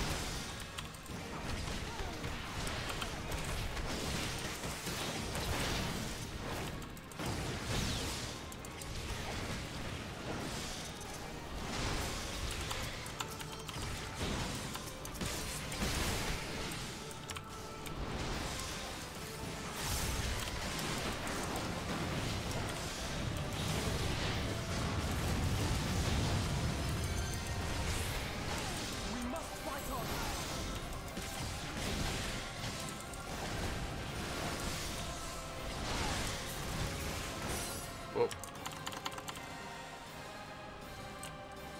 Jumped away. Only used my riddle of fine.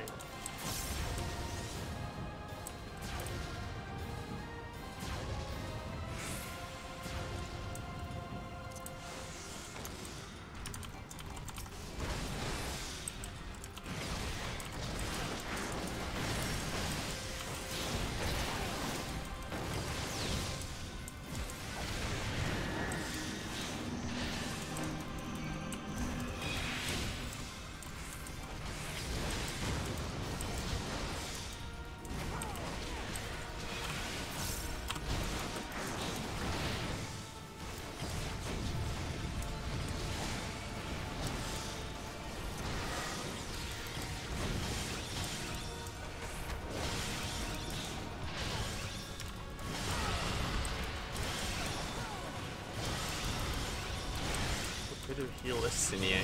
Hello? Estnie was about to die.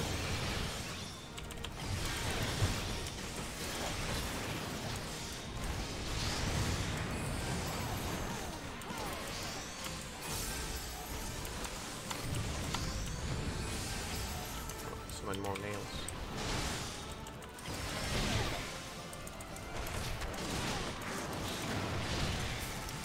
So it's come to this. Whoa, bro. What?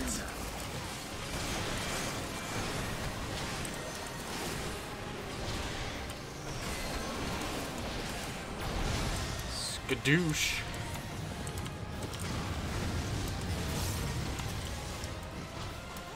I didn't know you could do that.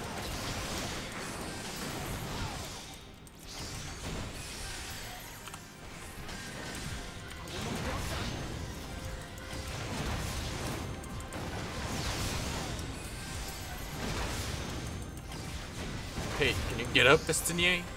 Hello? Can you help? I guess he just did use his super secret ultimate move.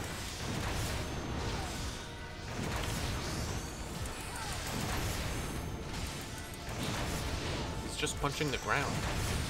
So angry.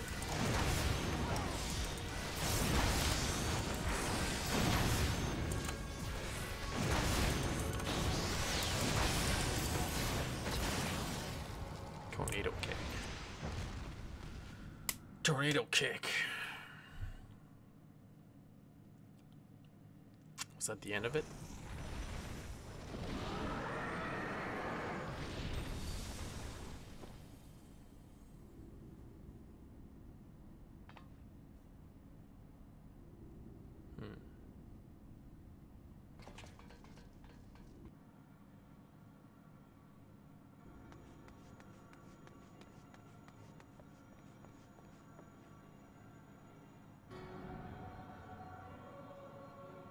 And thus another plan went up in smoke.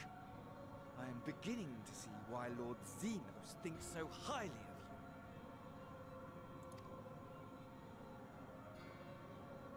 you. Not that this changes anything, you understand. You have merely earned yourself a stay of execution.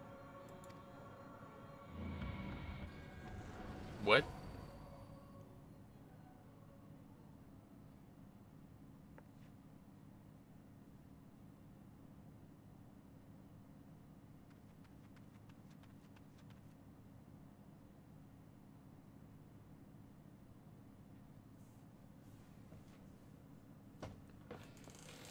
Whoa. Alfino's healing someone.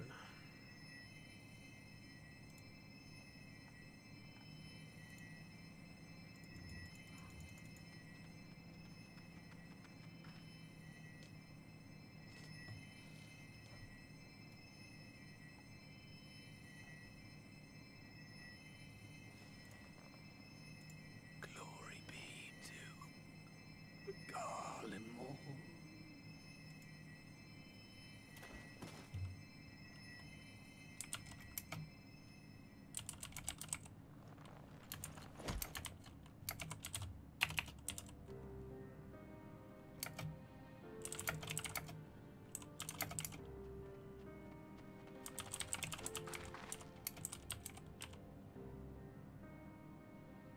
How fare the tempered?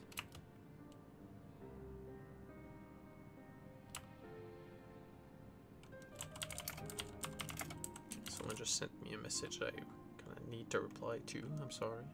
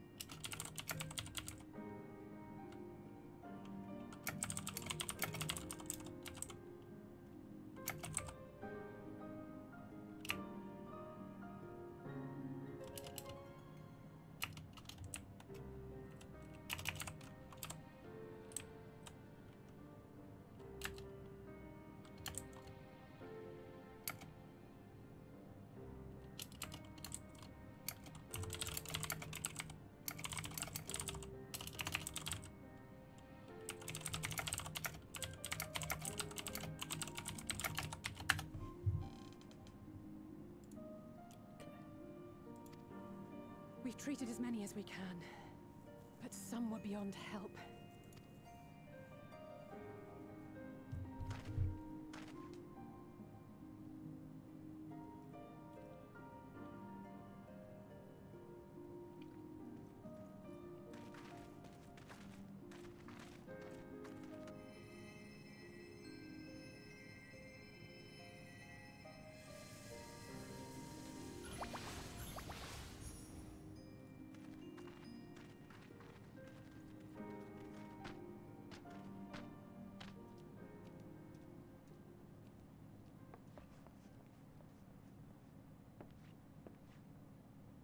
Do not hang your head so, brave scions.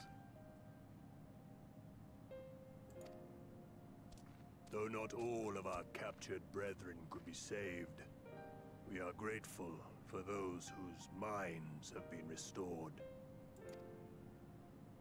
You could do no more, and that is enough. So please hold your heads high.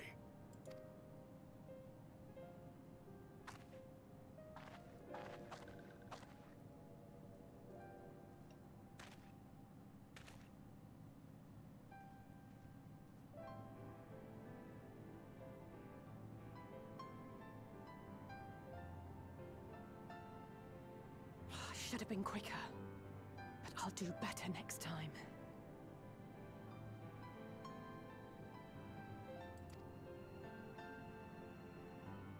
Thank you for your kind words.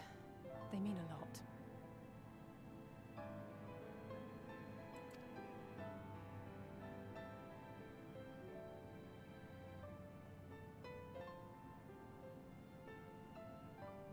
A victory at great cost, but a victory nonetheless.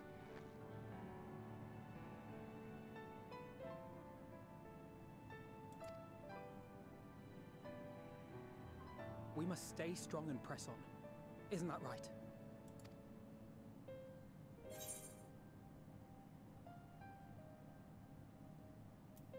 To the very end. Walker. Oh. To the very end.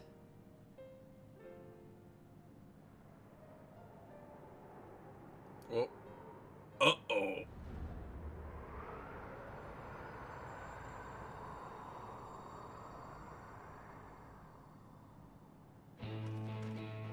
Oh my gosh.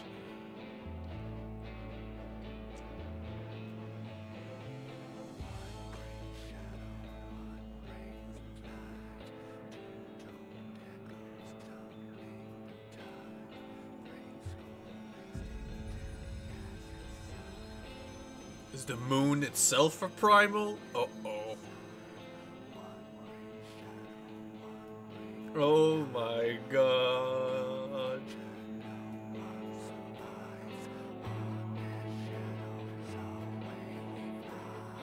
Oh, okay, it's just the moon. The moon is just there, okay. We're gonna get credits? Oh my god. Should there be credits there?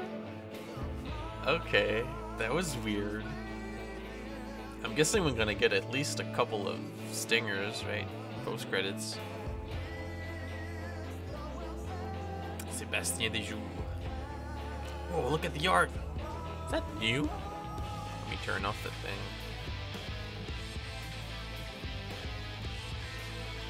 So, Shadowbringers, overall, I think it's pretty good. It's probably like the second best expansion after Heavensward. I think since like the formula hasn't like changed, like 3 expansions, all 3 of them are more or less gameplay wise and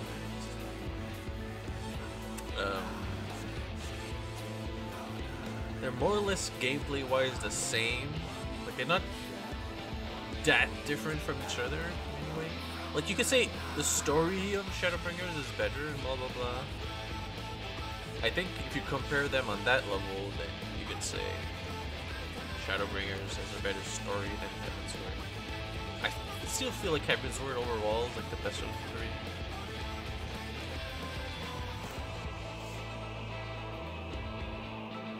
Bismarck. Oh yeah, Bismarck. Seto. Seto was the MVP in this in 5.0, to be honest.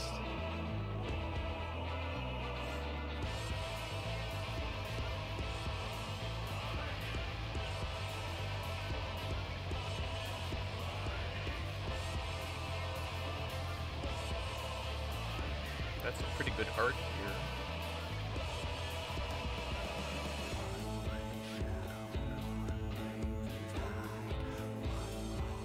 Guys. Hey, wait a minute. Are these gonna have voice actors for characters I haven't met yet in the in the new Boja stuff? Boja stuff? Yeah, maybe, right? Oh, Gab. Ding ding ding ding ding ding.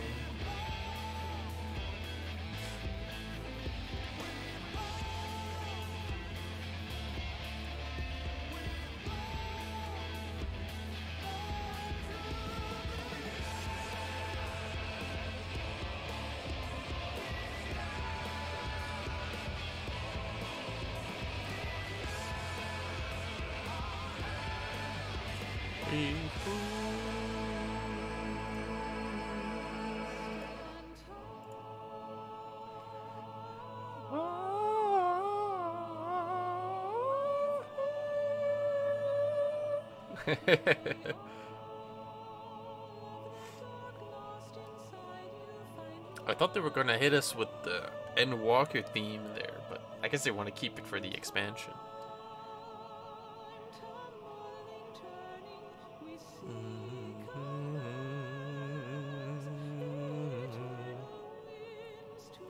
Tsuyoshi Yokozawa. I feel all the people here should be pretty proud of themselves. They did something. They did really good stuff in this one.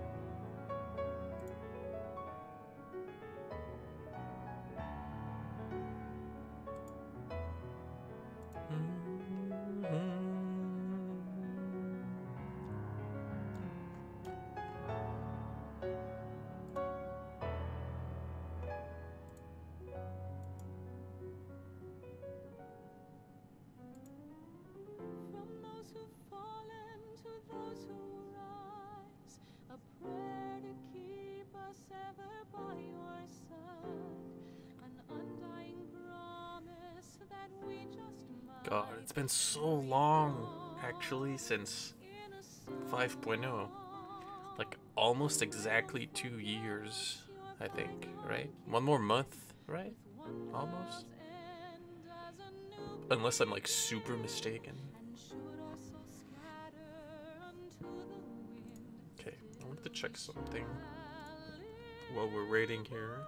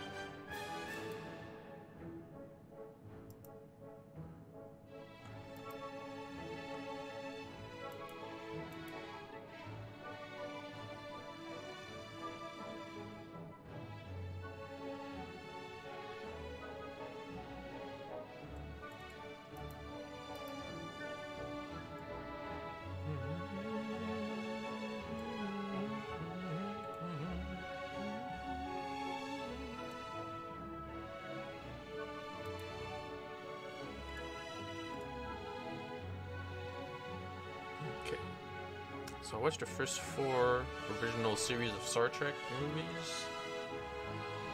And I think now the next thing Star Trek that's released is Next Generation.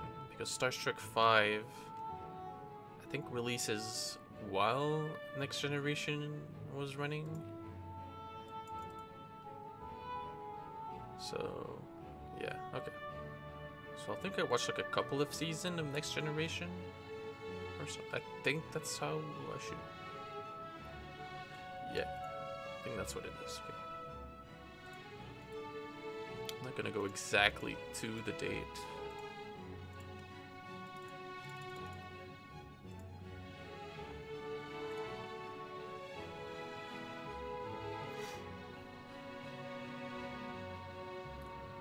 I was kind of not.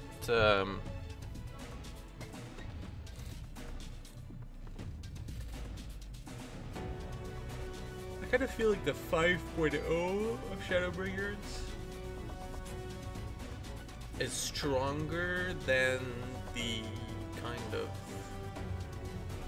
rest of the series. I kind of feel like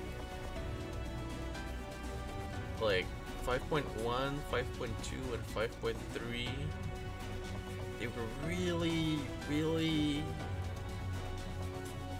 how would you say? Like 1.1, 0.2, and 0.3, especially 0.3 here with the 5.3 with what's his face? I don't even remember his name. I feel like it's very. I feel like they tried to cram too much of it in one patch, almost.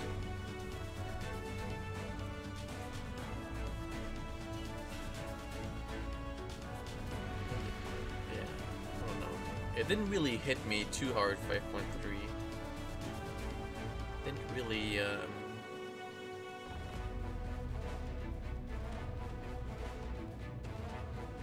Oh yeah, I don't have the Warrior of Light now, right? Oh gosh, I need to do that one too.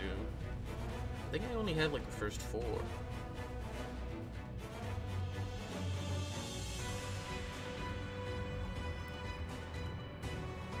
Wait, do I have it?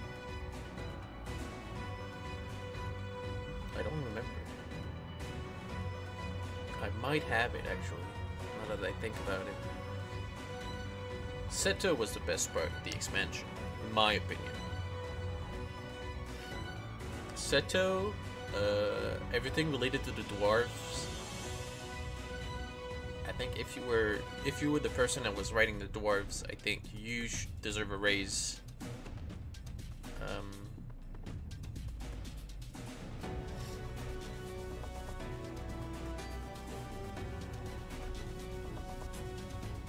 Apart from that,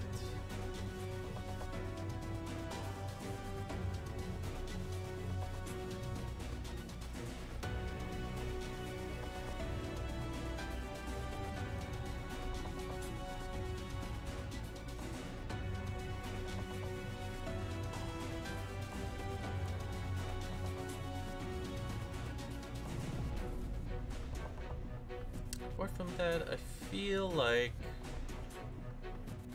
yeah, past 5.0, it also starts to feel like Stormblood, where you have the plot with the Empire, and then 5.1, 5.2, 5.3, you're still on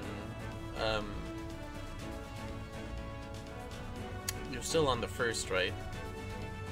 And you kind of have this clash of storylines where now, well, like everything on the first always felt kind of like a B plot for some reason. It felt like you were off on doing an anime movie thing on an island that once everything is said and done, you're not anything main story related is not ever gonna touch upon it again. So I'm not gonna say it was filler. I feel like that's a little too I feel like that's a little different than what Shadowbringers 5.0 is, right?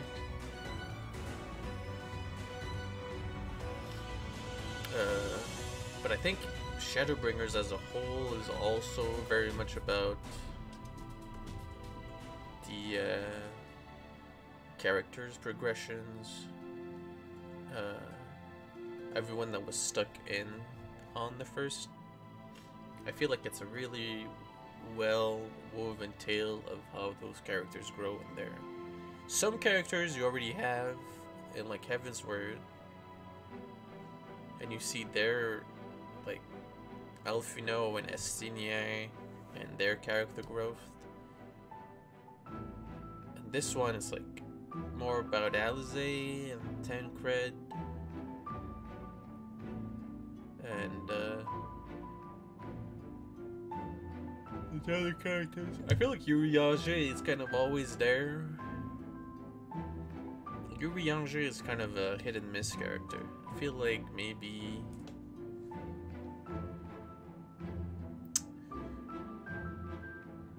feel like maybe he's kind of like feels like the role of a science nerd that is just there so that we kind of find out a way to do things. But there's like already 3 of them on your team that can do that, right? There's Y'shtola and Alphino and Alize, who are all familiar with magic and can figure out magical solutions to problems. I don't know.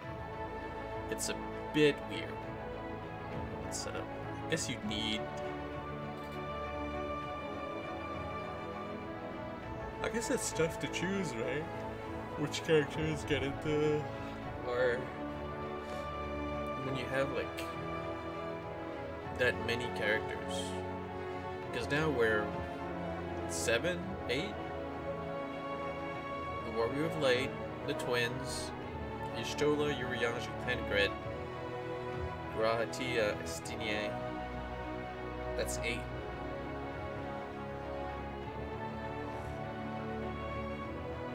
It's kind of a lot. It kind of leads to a lot of what we just did there, of you go over there, we go over there, we do this, you do that. And sometimes it feels like those groups are chosen a little bit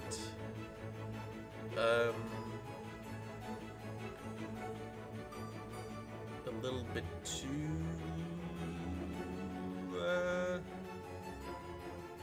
how would you say?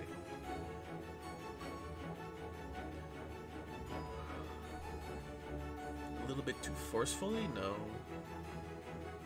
It's a little bit too evident. Maybe that characters are just kind of pointed somewhere by the writer and they kind of just go there. It's like, oh, okay, we'll go over there while you guys do this. It feels like there's a lot of this in this expansion.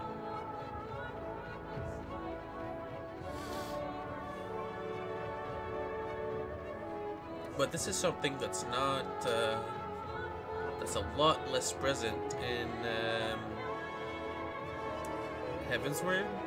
Heavensward, you're kind of only one party for most of it. You're, the four characters kind of walking across the realm, right?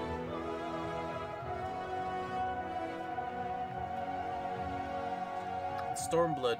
So Stormblood had that problem, but it was kind of diminished because you had people. You kind of traveled. You traveled with you always were with Liz, and because it was kind of mostly Liz's journey, that one. You were always with her. You were kind of almost always with Hien and Yugiri. Right? I feel like Shadowbringers, yeah, that's kind of the, and yet you have that, right? You have the thing where you're kind of always separating with people, with your group to do things in different parts, and then you reunite, and you always perfectly reunite with the 5 or 6 other people for the dungeon. So you're like, oh, all 5 or 6 of us are here, that means it's time for a dungeon. Bada bing, bada boom, a dungeon appears, and you have to do the dungeon. So, for the trust system. So I kind of feel like that's a little, we kind of see a little too much behind the curtain, I would say. The curtain kind of, the game kind of reveals its hand a little too easily, story-wise. I hope they can, because in Endwalker, right, you have Tavnair, Charlayan, the Moon, and Garlemald, and all 4 of those locations are in very different, they're in very different part of the world. They're kind of very far from each other. So I really hope that, they kind of figure out a way so that it's not that evident that when you're with your party, you go to a dungeon immediately. Like, I know the gameplay-wise, the formula is a little too by itself. You know, a dungeon every 2 levels and stuff. By itself, the gameplay formula is a little too evident too. And maybe that's kind of the reason why you get this. You get story-wise, the fact that all the characters have to reunite for you to be able to do the trust dungeon is a little. But I hope that, because now that we're 8, that means you can do a dungeon with like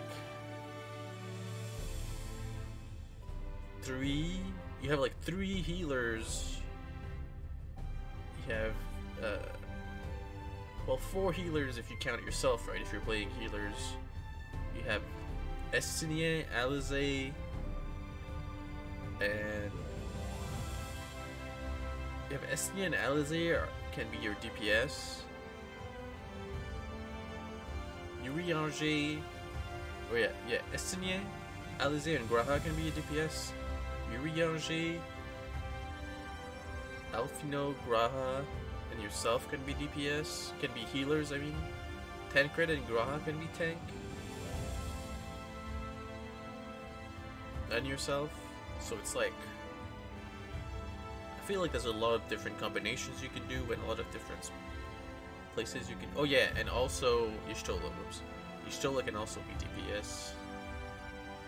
Maybe they might introduce someone who can be a tank. I kinda doubt it though.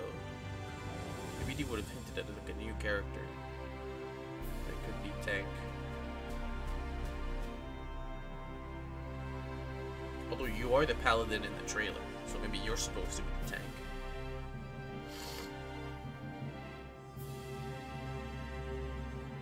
I kind of feel like tanks are going to be the most in demand the next expansion, right? Since they're adding a healer. And this one, since there was a tank, a new tank, Gunbreaker, it was usually healers that were most in need. But I feel like that kind of evened out by the end. The expansion, and healers were back to being most in need. But now since there's a new healer, it's gonna be, you're gonna want tanks everywhere. Corporate controller, what? What does that mean?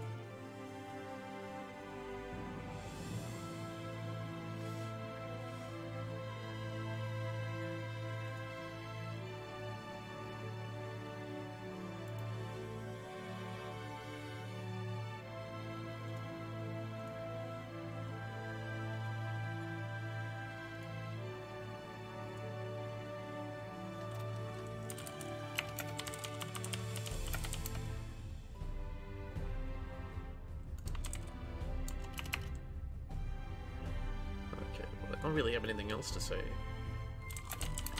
Message back.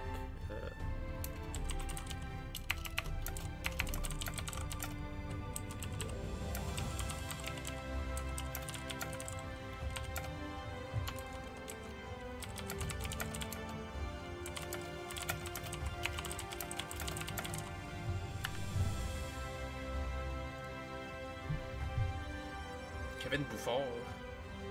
Or... Oh yeah, I know. Do I know these guys? Community representative. What does that mean? Game Masters.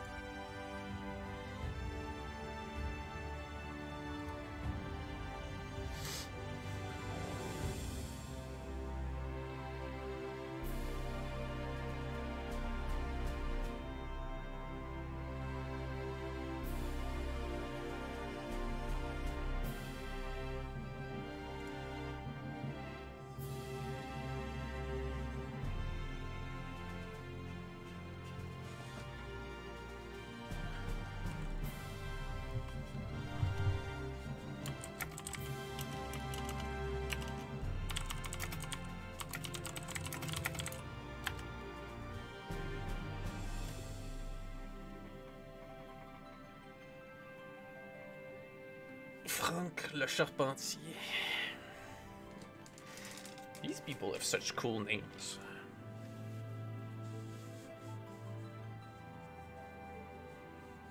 They did not have any more screenshots. I guess the credits are like 30 minutes long. Yeah.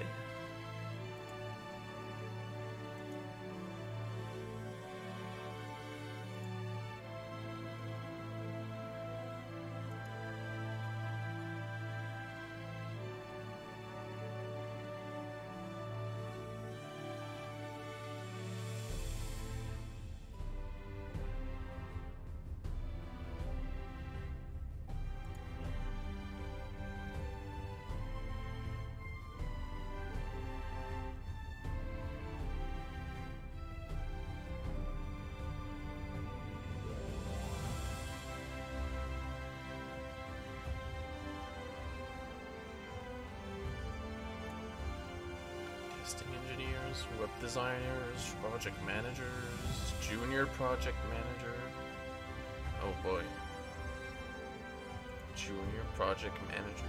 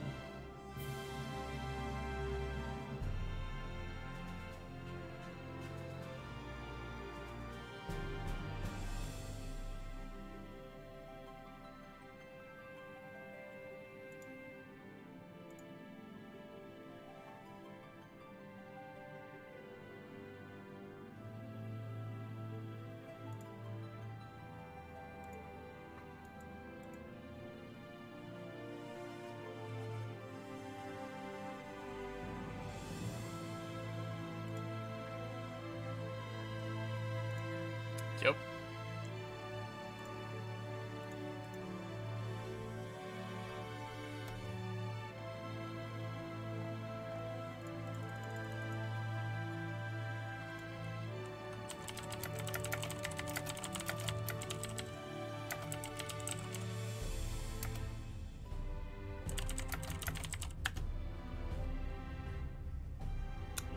CEO, COO. Help Network.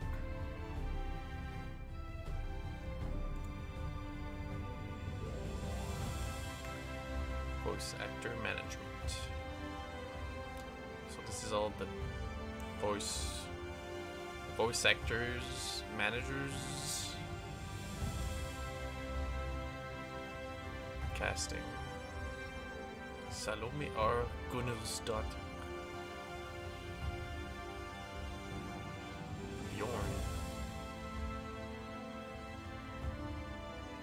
Motion actors. Only 3 of them? For the whole game? Holy moly. Third-party contractors.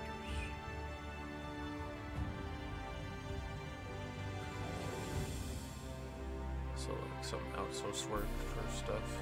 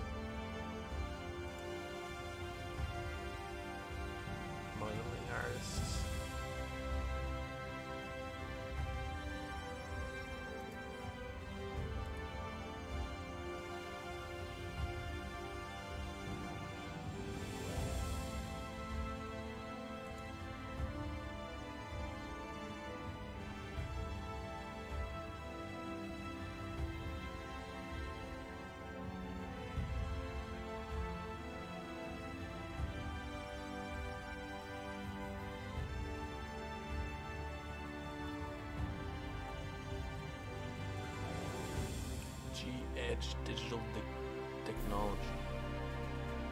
G-Edge? Gedge?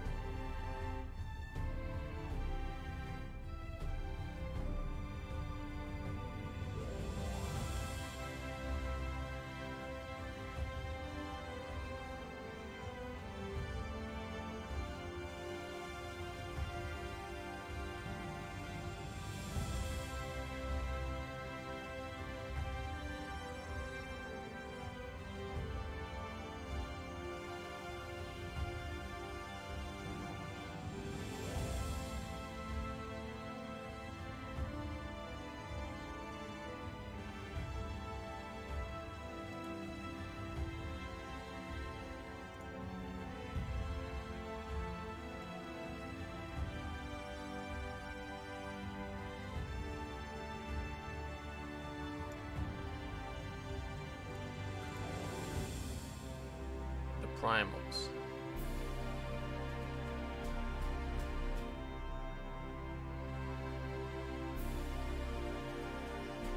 Wait, did the oh yeah, the primals are in the game now.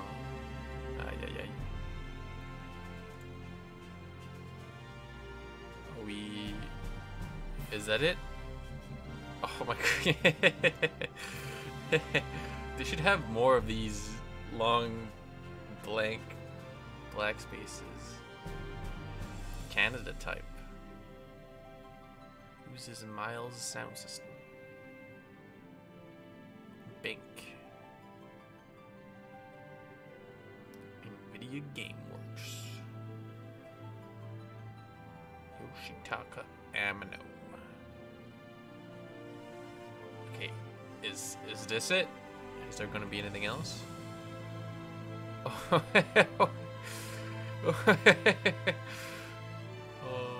Keiichi Okabe, bro. Yasumi Matsuno. Oh yeah, Yasumi. Special thanks, Uematsu. Akihiko Yoshida. What? Yoshinori Kitase. Tomohiko Urano. Platinum Games.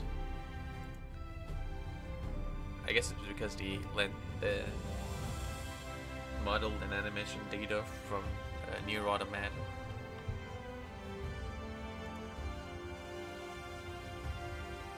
Nier Automata. I still haven't done one. I haven't done any of the weekly post Nier raid quests. Maybe I should do them. Maybe they unlock stuff. I don't even know. I haven't checked anything they added in this patch. They added the final relic weapon models, right? But I don't want to see them. Okay. If you message me them on Twitter, if I see them on Twitter before I can at least make the monk one, I'm gonna be very mad. I'm gonna see them in game anyway, but and all Fantasy 14 players. That's me and you. Whoa, I have a production manager? Or are these just a last... Oh, wait, no. Mr. Headshot. We're gonna end on this guy? Oh my gosh. Naoki Yoshida. Thanks, Yoshi. Yoshi P. Do a great job.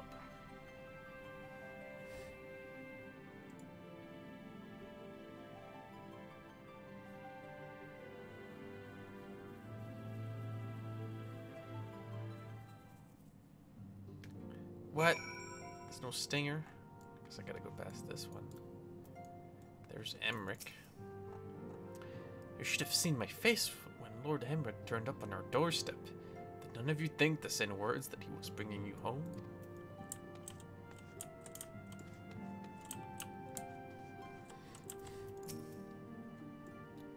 At the close of the battle, when the clouds parted and the moon shone down on us all, I cannot well express how I felt. Somehow, it seemed more of a beginning than an ending.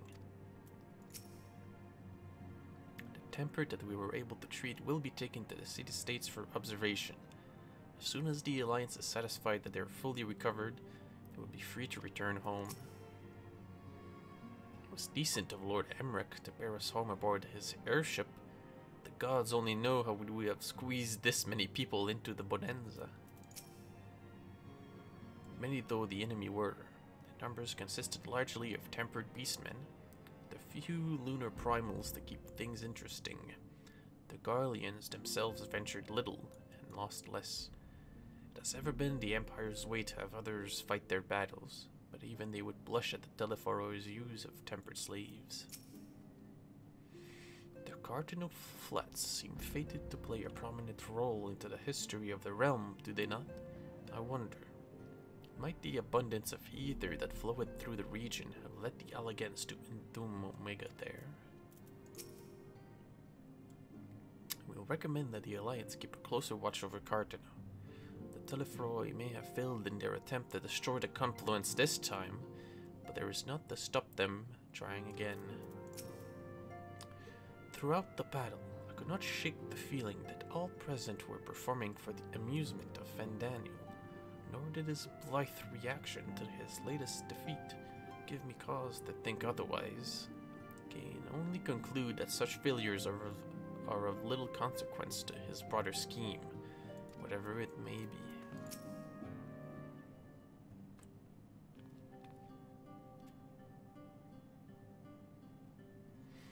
I trust you all enjoyed a comfortable flight aboard the Pride of the Ashgardian fleet.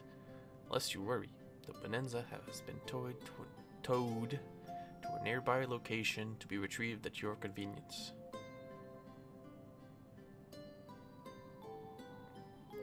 You have thought of everything, Lord Emmerich. May I say how much I appreciate the hospitality you afforded us on the way home? Think nothing of it. Our destination lay in the same direction. It afforded me the perfect opportunity to learn how my errant friend has been since last he took his leave. It would seem you have finally found a place to settle down. I merely grew weary of wandering the far east. Returning to more serious matters, the Telephoroi have been driven from Cartano. Dislike that the bulk of their forces yet remain. By the evidence of the Grand Company of Eorzea's first joint military operation, however, I am confident that we have the potential to meet such threats head-on, even without the aid of you and yours. As such, while our forces keep Telephoroi at bay, I would ask that you apply your talents to the task of neutralizing the towers. Sensible division of labor. While the towers remain, so too will the threat of the lunar primals. Given our expertise in the field of etherology, we are better qualified to find the solution. That we are, especially should it happen to lie beyond the Alliance's dominion. There is a time and place for formal investigations, of course, but certain secrets are wont to hide where only enterprising individuals may venture. I could not agree more. There are none better suited to this task, nor any upon whom I would rather rely.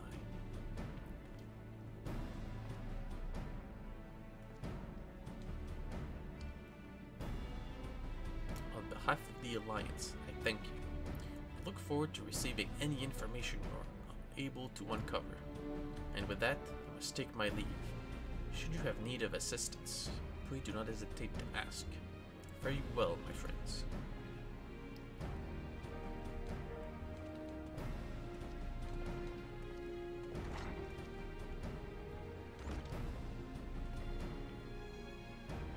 I confess, I had hoped to be able to study the towers more closely, vital as they plainly are to the Telephoroid's plans. If we can discern their ultimate function, we would be one step closer to understanding our enemy's grand scheme. Should we succeed in neutralizing them, of course, it is all but certain that the Telephoroids will mount an all-out invasion. Then it will begin. Those who await at the heart of the chaos will come for us, for you. Yet in the end, our true nemesis may be the calamity to end all calamities, the final days themselves. Yes, all right, Alphino. We need a plan, not portents. As Thencred so eloquently pointed out, we are in a position to seek information from all manner of places, not least Charleon. According to Kryl, the Forum may have been more secretive than ever of late. While this may be related to the appearance of the Telephoroi, that remains a matter of speculation. But one thing is clear, the Forum is determined to keep us from discovering the truth. Master Foshino's performance at the Lotus Stand was enough to convince me of that. The matter beareth further investigation. I do heartily concur. Nor can I think of a more promising place to look for the answers we seek on the matter of the towers. Charleon hath ever been the wellspring of etherological knowledge. I care not where we go. Here or there, my lance will be ready. And what of you? Would you be persuaded to join us? An island of bookworms and bureaucrats? Have we no other choice? Plot a course for Charleon, Mr. Sulu. Mr. Sulu, right? Here. It is time we laid bare the Telephoroid's dark designs. It appears we are in agreement. We have but to wait for Kryl to secure the necessary permissions. In the meantime, there is a matter I would investigate. Does it involve tall structures? By strange coincidence, it does. At present, I have only a creeping suspicion, but with your help, I will soon find out whether my fears are warranted.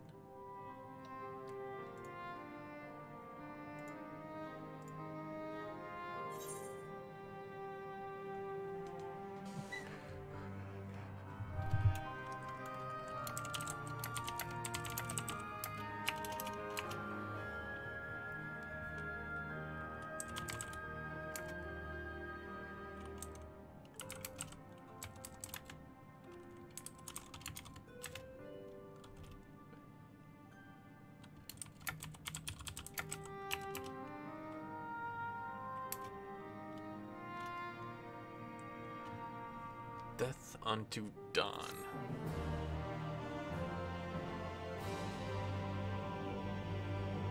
You have learned the emote shush. That's gonna be useful. Meanwhile, in the Garlean capital.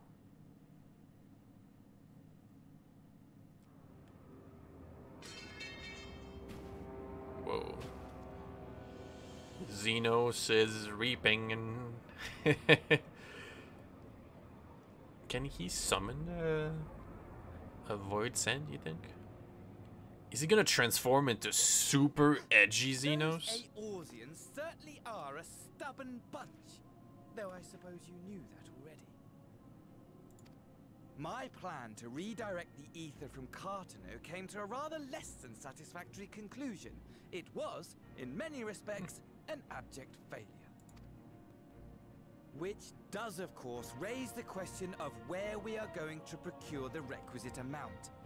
The obvious solution would be to draw on resources a little closer to home, though that would require our dreamer to dream a trifle more deeply.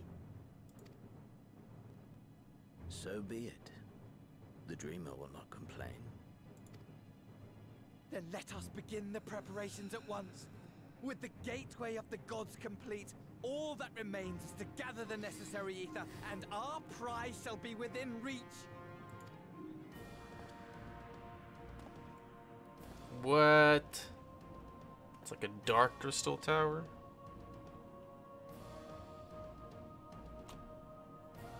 The time has come to fulfill your heart's desire, my desire!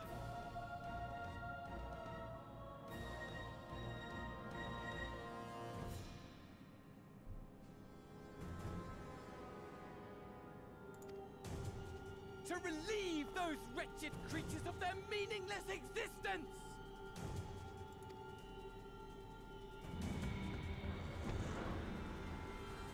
He's so dramatic.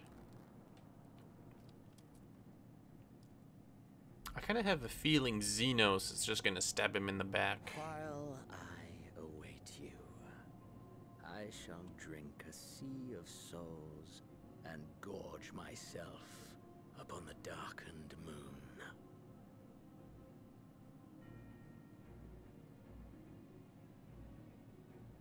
Then you shall come to me, all roiling rage and rancor.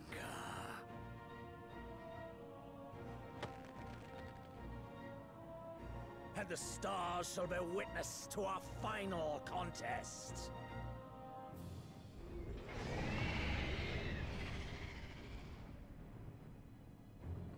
What was that? Dragon sound? Well, oh, was that his sight revving up?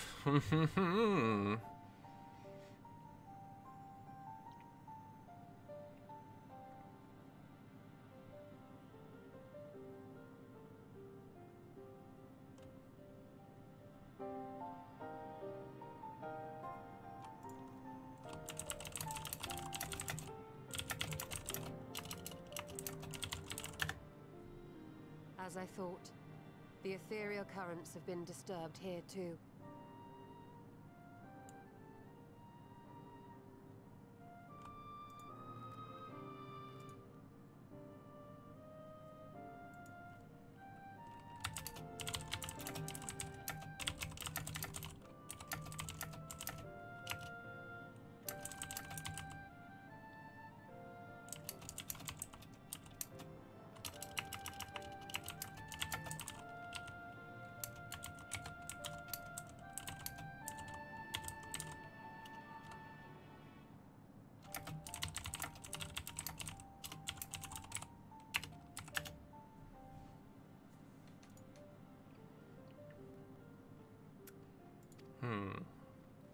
In Mordona.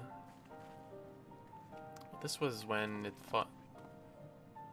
The Empire fought with Midgard Summer, right? Make that every location we surveyed. And the strength of each current has diminished dramatically. Far more than could be attributed to a natural occurrence.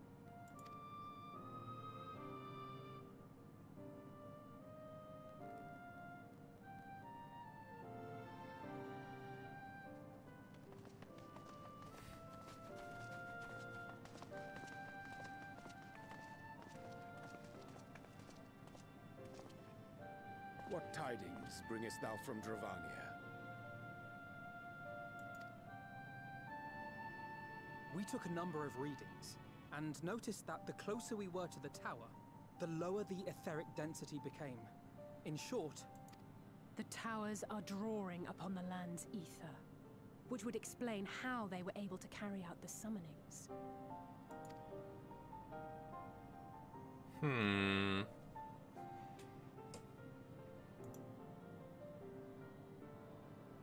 Our allies must be informed of this.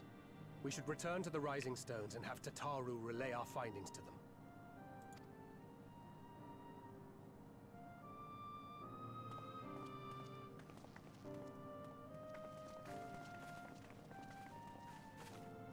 Hear me. Hear me.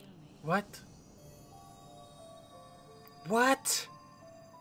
Darkness comes. And it is her. The end.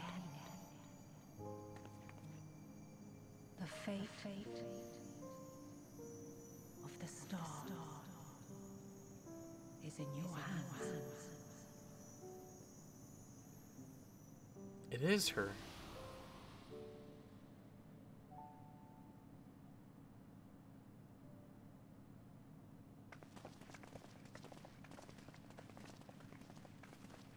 Everything all right back there?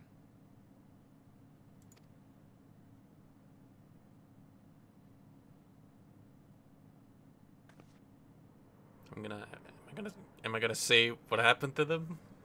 It would be weird not to mention. Uh-oh.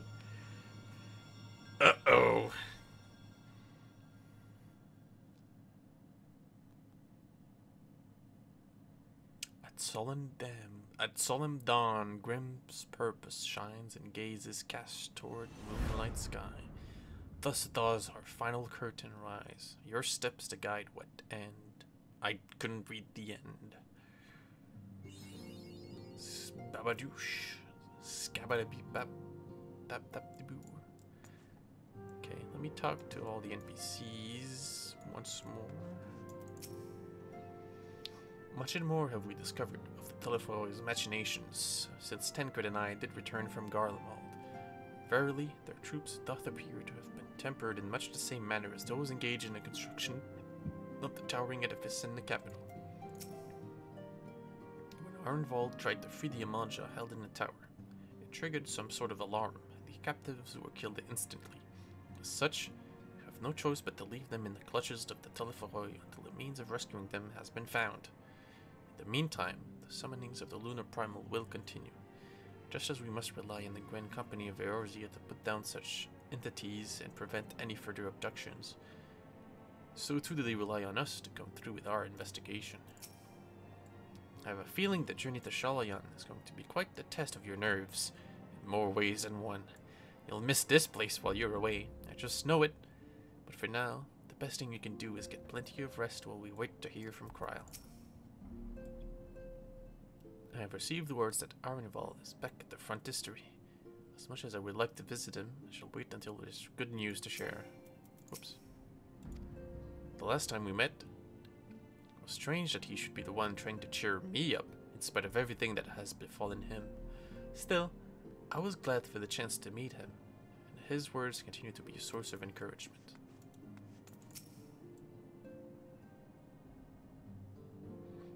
After the end of the Dragon Song War, I spent many a moon roaming Kugane, Wadsadhan, even Garlemald, but never Sharlayan.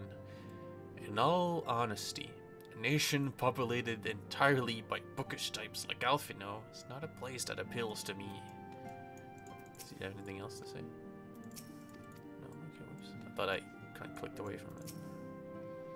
Not only do the members of the Forum intend to adhere to the long-standing policy of non-intervention, they made a point of sending Master Furshino here to explicitly state that fact. Rather than simply refusing to involve themselves in our affairs, it would appear they are actively trying to prevent us from meddling in theirs. That does, of course, make Kryl's mission of securing our entry into Shalayan nigh on impossible, but I am confident that she will find a way regardless.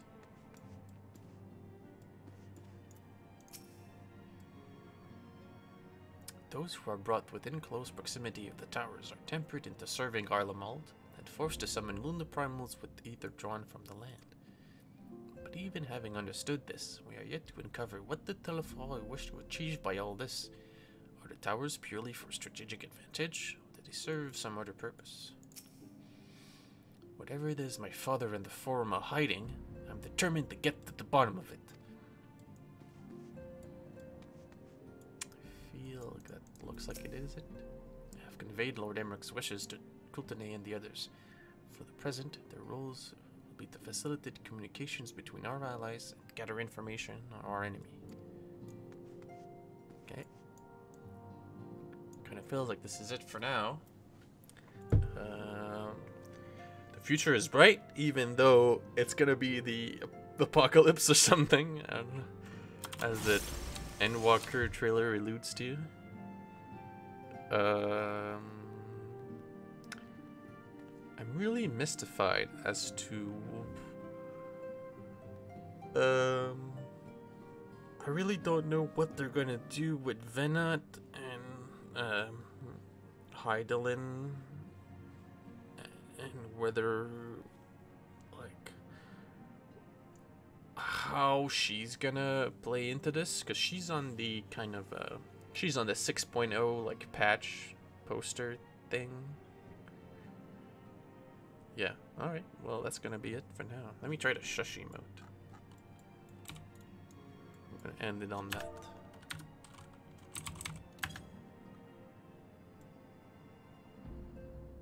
That's... It's a little weird with my weapons. With my monk relic. Alright, that's gonna be it for now. See you later.